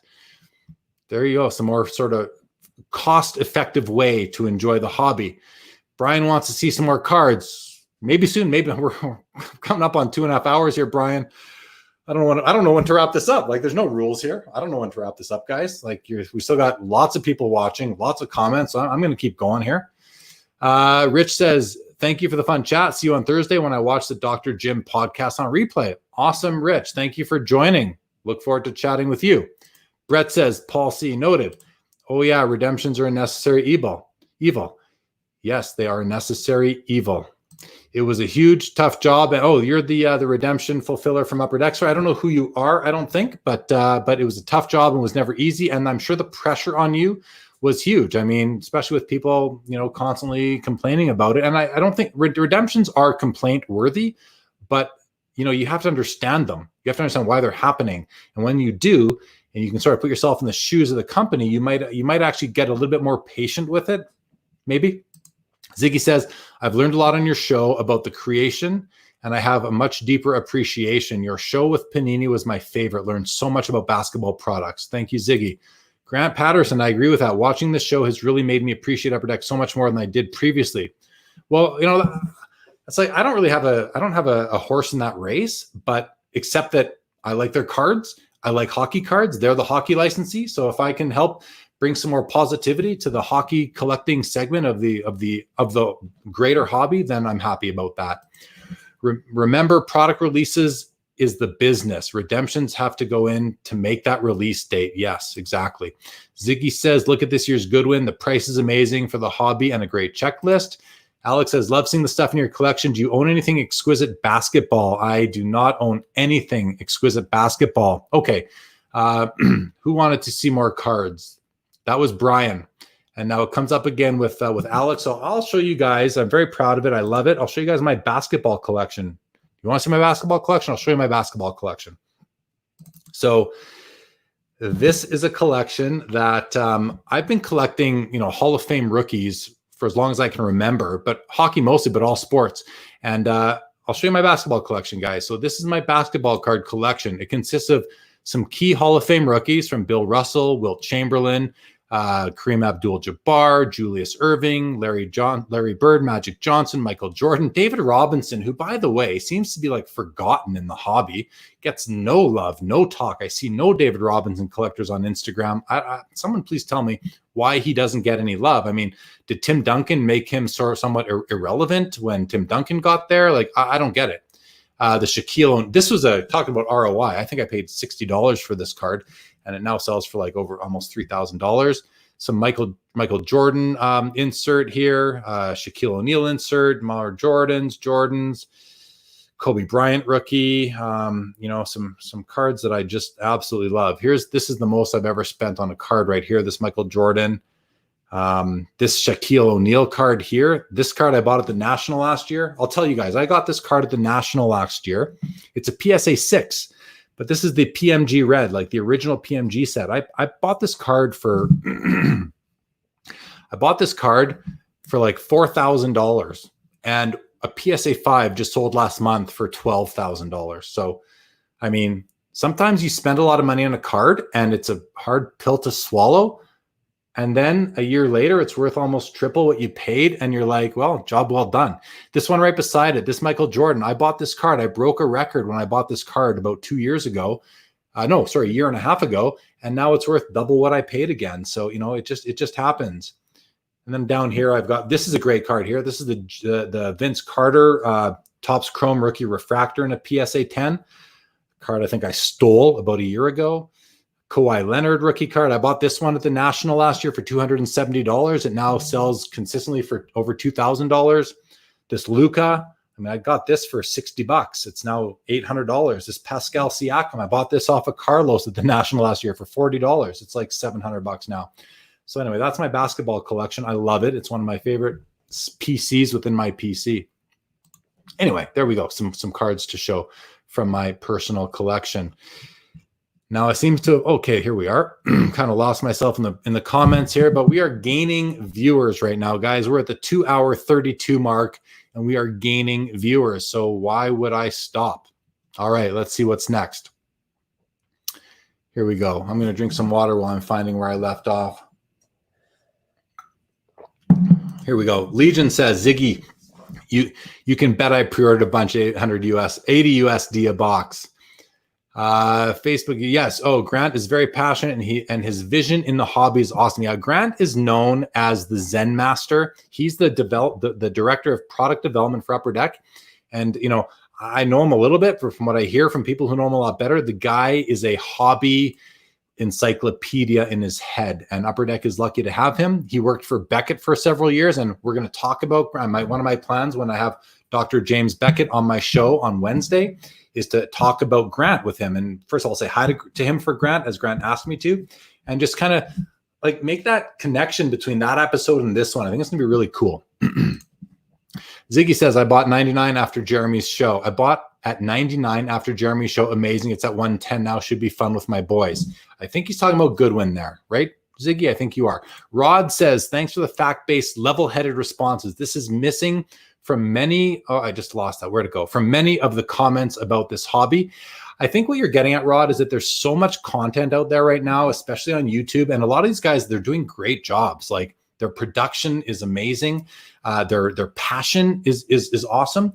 And the one thing that I'm not being critical, it's just the approach is a short-term approach. And my approach is not a short-term approach. I'm a long-term holder. If I buy a card for any amount of significant money, it's a long-term hold for me. I'm not buying it to flip it in a year or two. I'm just not. And if I see cards go up and then come down, maybe I should have sold. But I'm not really a seller of personal collection cards. So, but yeah, I mean, you know, the hobby is going through an unprecedented time, and it's going to be interesting to see where things are looking back 2 years from now. It's going to be a very interesting case study, and I'm sure I will not be alone in dissecting it. But a lot of the content we're seeing right now is based on what can I buy to flip? The top 5 cards under $20 to buy right now. The intention of these videos is to buy them now and sell them in a few months. Again, not the approach you're going to see from me on this show ever, because it's not where my head is at. I don't do cards for a living. I do it for fun. And if I make some money along the way, it goes right back into the hobby, right back into other cards. So Paul says, Paul, you're always wanting me to go for 3 hours. I think we're going to get there tonight. I think we are. Isaiah says, Grant Powder, yes, same here. The conversation with Billy and Grant completely changed my perspective towards Upper Deck. These are the guys working at these companies, guys, they're mostly collectors like us. They're collectors like us, so they know what we want. They're constrained by things. So I'm glad that you've been able to kind of peek behind the curtain, meet some of these people. They're awesome dudes. Again, come to the shows in Toronto, the expo. They're coming out for dinner with us. They're hanging out with us. They're just there walking around, and they're the guys making these sets. And they're awesome guys, all of them. Brian says, I was giving you the segue to let's see some cards. You did give it to me, and someone else pointed it out, so I got to it. I love it.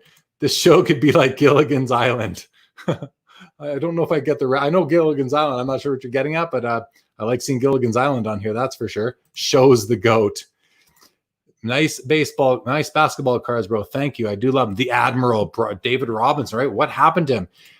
Robinson reminds me of how people forgot about Peter Forsberg. Yeah, right? I mean, like world-class players that people just don't talk about.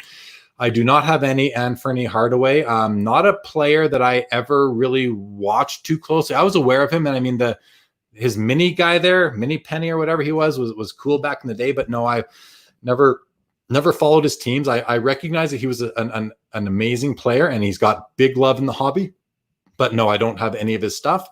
David Robinson has a few big collectors. One of them is posting a retrospective collection and scans going year by year, one set at a time. Awesome. That's cool to know. I'd like to follow that person. Wow, really sweet NBA stuff. Yes, I love my basketball cards. Love them. Grant says, Jeremy, do you know why Upper Deck stopped midnight release? I remember staying up until 12:01 for breaks. Was so much fun and always wondered why they changed it. Grant, great question. That would have been a great question back on Wednesday for Grant Sandground, who you're often mistaken for in break rooms. But no, I do not know why they stopped that. Brett says, love the basketball PC. Thanks for sharing. My absolute, hey, I don't get a chance to share my cards and you know, show them off a little bit and enjoy them with fellow collectors. So that was a treat for me, guys. It certainly was. Thanks for the great show, Jeremy. I think a show like this every couple of weeks is a great idea. I got to get some sleep before the little one gets up. Okay, good night, Scott. Thanks for tuning in for so long. I do appreciate it. On Blowout, okay, I will check that out on Blowout for the David Robinson perspective. Thank you, Chris. Power Wheel says, do you have any Tom Brady RCs? Can you show them? I do. I have 2 Tom Brady RCs. They are not they're not the Contenders or the SP Authentic, which I kind of wish they were, but I'll show this is my football collection. It consists of 12 cards, guys. 12 cards in my football collection. Here it is. I have a Johnny Unitas, a Jim Brown, a Fran Tarkenton, a Joe Namath, a Terry Bradshaw, a Walter Payton, a Joe Montana, and these are my These are my 2 Tom Brady's. I've got the Ionics in a PSA 10 and the Black Diamond in a BGS 9.5. And I got 3 random Tom Brady Prism type of rare parallels. That is my whole football card collection. Thank you for asking. Fun to show that one off. All right. Peter says, do you find saving your PC photos on your computer better than iPhone photos, or do you have them on the iPhone as well? So Peter, they are when I'm showing my cards on my screen, I'm showing my Dropbox. Most people are familiar with Dropbox by now, but it's just a file sharing service. It's in the cloud, and that's where I save all my cards to. And then I have the app on my phone, and it's super quick to go into the app, go into my folder, and see my cards. And it's really helpful at a card show, especially if you're working on a big set and you forget which cards you have or you already have and which cards you need. You can go flip through and see, oh, yeah, missing that one. I'll take it, type of thing. So it works beautifully. I highly recommend it. Ziggy says, you can't replace experience. Jeremy's experience is amazing. You are a true resource to the hobby. Well, thank you, Ziggy. I have been doing this. I've been involved heavily in the hobby really since, super heavy since 1991, but I've been collecting hardcore since 1982 and really in the hobby since 79 or 80. Ziggy says, give a thumbs up, smash for Sports Cards Live. And Jeremy, spread the word. Can't wait for each show. Thank you, Ziggy. Means a lot, especially from somebody who has got his finger on the pulse. You got your thumb on the pulse of this hobby overall. So coming from you, that does mean something to me. Thank you so much. Legion Italia says, the Sports Clown here on YouTube had a magnificent video on sports card investing regarding the new gurus. Definitely worth a watch for the counterpoint and a dose of reality. The Sports Clown here on YouTube. So is that channel card Legion, is the channel you're referring to called The Sports Clown? Because if it is, I will make a note right now to check that out. I don't want to miss it if there's some great information. If it's not, if you're kind of calling somebody a clown, I guess that's cool too, but can you tell me what the actual name of the channel is? And I will check that out. Name says, Penny Hardaway was amazing. Big guard who could dribble, pass, and finish at the basket. Underrated. Yeah, and I'm sure he was. And I'm not saying you're saying I should collect him at all, Name. I know you're not, but just because somebody was great doesn't mean we have to collect everyone that was great. But if someone is going to be an iconic Hall of Famer, my general rule is I want their rookie card. So no matter what the sport. I was a collector before landing my dream job at Upper Deck. It was a dream come true, and the relationships I built will be lifelong. And I'm noticing that as I interview so many people from the industry side of the hobby, they all know each other. They've worked together. They've a lot of guys came from Beckett and went to Panini and Upper Deck. A lot of guys went from Upper Deck to Leaf. Beckett to In the Game. Like, you see it everywhere. I can't speak as much to Topps because I just don't have as much involvement with Topps, but you see it. These guys, so you and others, you guys are keeping in touch, and it's really awesome because it just tells me that we've got collectors or experienced industry veterans that are kind of still running the hobby from the industry side. So that's great. Any cool baseball stuff? All right, I'll show you guys my baseball collection. Why not, right? My graded baseball collection. So this is pretty wow worthy, guys. So I'm pretty proud of this, and I've been working on this for a long time. You're going to see some big cards here, some very important cards. So we've still got viewers. I'm happy to show it. So this is my baseball card collection. And right away, you're like, whoa. Because I'm like, whoa, every time I see it. Like, I don't have the Honus Wagner T206, but as a sort of a replacement, I bought the American Caramel card, which is also from 1910. And this is a PSA 2, but hey, any card. This is the key Babe Ruth card from, sorry, am I on extra large? Yeah, this is the key Babe Ruth card from the 33 Gaudy set. Joe DiMaggio rookie, Ted Williams. I just love the Pee Wee Reese rookie. He was such a gentleman. If you saw the Jackie Robinson movie, speaking of Jack, sorry, I'm on the wrong screen as I'm saying this is the card. Meanwhile, my mouse is on the wrong screen. Jackie Robinson rookie, Warren Spahn, Yogi Berra, Stan Musial, Roy Campanella, Satchel Paige. This is my Mickey Mantle rookie that I spoke about earlier, and so on and so forth. I mean, I've got quite a bit. I slow down in the 70s, not much from the 70s, and then a little bit in the 80s, 90s, and the 2000s. But I love my baseball card collection. I'm very proud of it. It's been a lifelong project for the most part. Some of these I bought graded, some I had graded, and I've been picking them up, really for the last 20 years. So been a lot of work to build this piece of my collection there in my baseball cards. So yeah, I got some cool baseball stuff for sure. I do. Great. Thank you, Peter. Yeah, the Dropbox is a great idea. Longtime collector brought me to your Facebook page, and this is the first time watching live. Great job, Jeremy. Well, thank you. And so right now you're an anonymous Facebook user. If you're still here, that was only 4 minutes ago. So if you're still watching, I'm going to throw this up for you.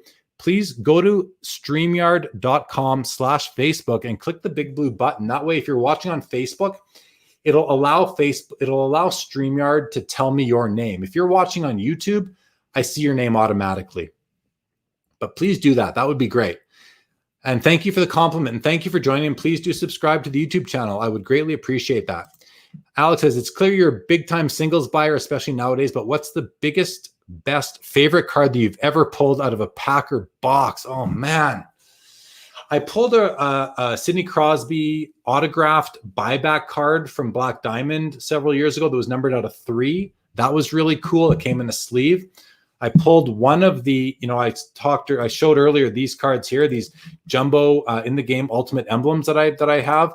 I pulled this one here, this Dion Phaneuf. I pulled that out, and these are in order of I purchased them. So I mean, what's that? 6. I had 10 cards already, and then I pulled one at Maple Leaf Sports here in Calgary out of one pack. I bought a pack and I pulled it, and I was like, whoa! That was on point. That was perfect. So that might be my favorite card, even though it's not such a, he's not a great player anymore, but that was pretty exciting for me. Oh, but the biggest card I got was actually in a group break. I pulled, I had a very slim chance, and I pulled a dual scripted swatches from the Cup, Connor McDavid, Wayne Gretzky, out of was numbered out of 15 out of the Cup. And I mean, it wasn't something I needed or collected. But I ended up selling it for like, I don't know, $4,000 or something like that. That would have been my biggest pull ever out of a break, a group break, or a box break type of thing. Yes, the Sports Clown is the channel name. Okay, good. I'm glad you weren't just calling someone a clown, because that does happen. But okay, I'm going to check that out, man. Thank you. I'm always looking to add more great content creators to my YouTube subscriptions list. I subscribe to probably 30 different channels on YouTube, and I hope they all subscribe to mine. And again, if you're not subscribing yet to Sports Cards Live on YouTube, please do. Even if you watch it on Facebook, the YouTube subscriber count helps with things like growing the channel and growing my message, I guess, and growing the knowledge and the hobby in general. To the small little bit that I can help that. So please do subscribe. Wow, nice baseball collection. Thank you. A lot of hard work, a lot of focus on that. You think of getting someone from Tops to talk baseball cards. I mean, thinking about it, yeah, I haven't made any strides towards it because from what I know, I don't know anybody at Tops. So we'll see. Yeah, thank you, Brian. I have a decent collection. I will say that I do. The Clemente is a PSA 6, Brett. It's a PSA 6. Carlos says, great work on the baseball collection. Any plans on the 51 Bowman Mays? Carlos, my number one wantlet. That's my number one card I'm looking for. And I've been looking for one for so long. And I want a PSA 6 to go with my Mickey Mantle PSA 6. And they're very expensive. And oh, yeah, that's there. Any plans, man? I've been looking for that card for years. I just haven't found the right copy. That card has a few common issues. His name in that little name bar in the bottom right quadrant of the card. You often find the fisheyes on that. I don't want any markings on the nameplate for that card. I also don't want that vertical line you see going through it sometimes. And I've seen one for sale. It's been over and over again. It's like a PSA 6 with that line through it. And I don't think it should be a 6. I don't like it. So yeah, I mean, I'm definitely looking for that card, Carlos. You nailed it. That is my number one baseball card, maybe overall vintage card on my want list, along with like a George Mikan and, a Bronco Nagurski type of thing for football to round out the Mount Rushmore there. Tell us something, wise old cards here. Man, I haven't shut up for 2 hours and 47 minutes.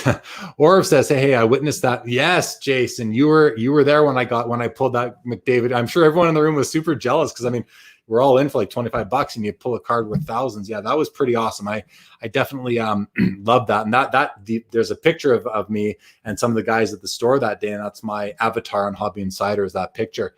Paul, we are closing in on the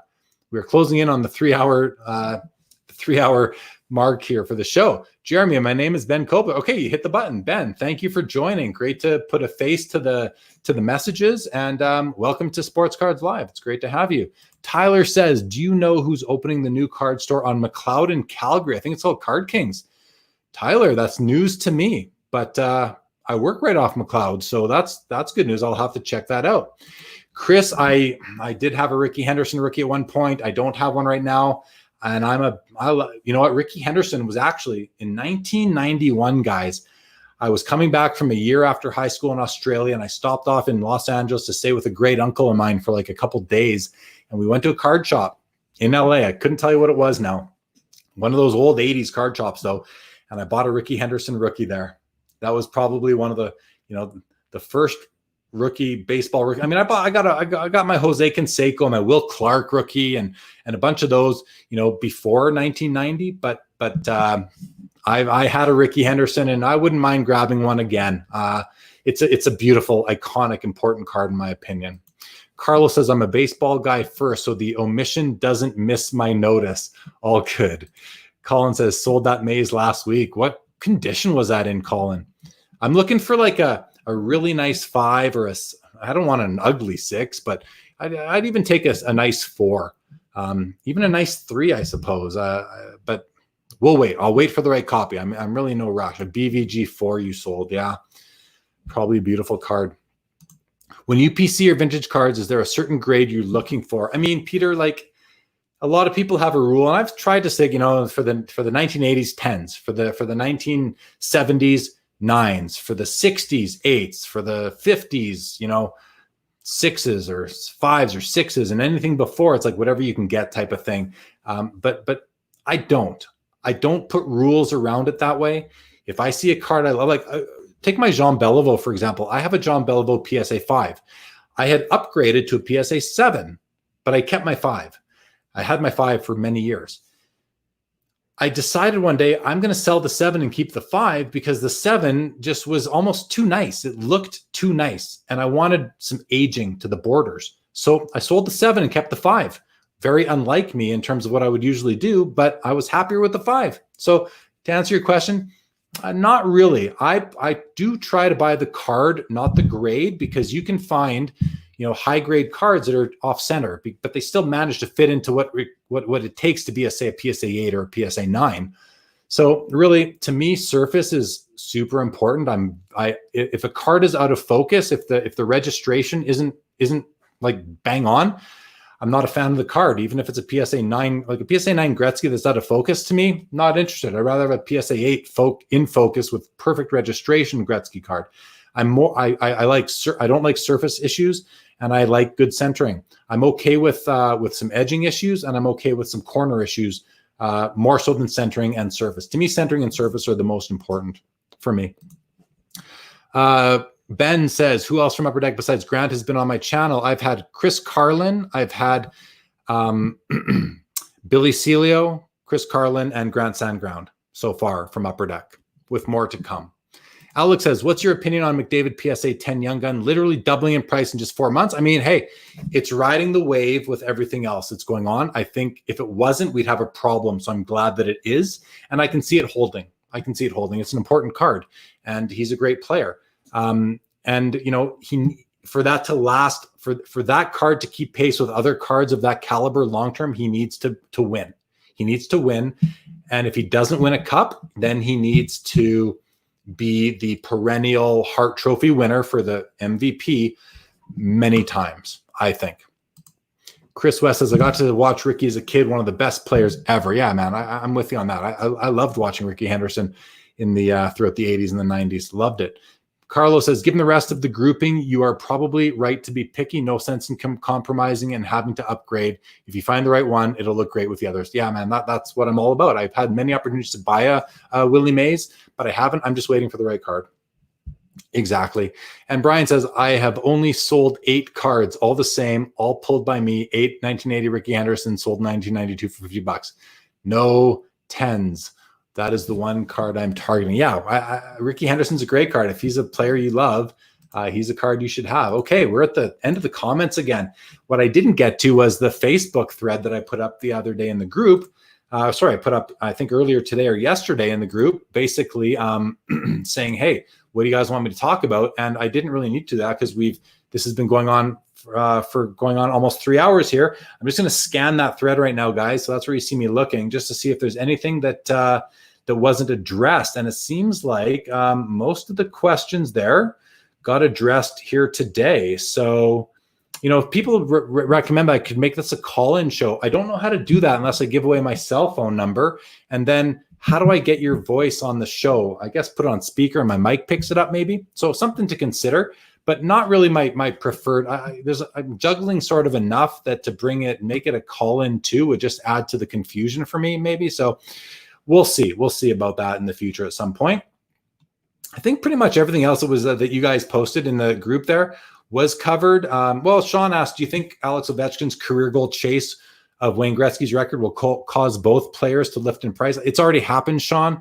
Gretzky cards have gone up in value, and so have Ovechkin's cards. I think they already had their wave of chasing that record of most goals all-time history in the NHL. But I think we'll see more of that.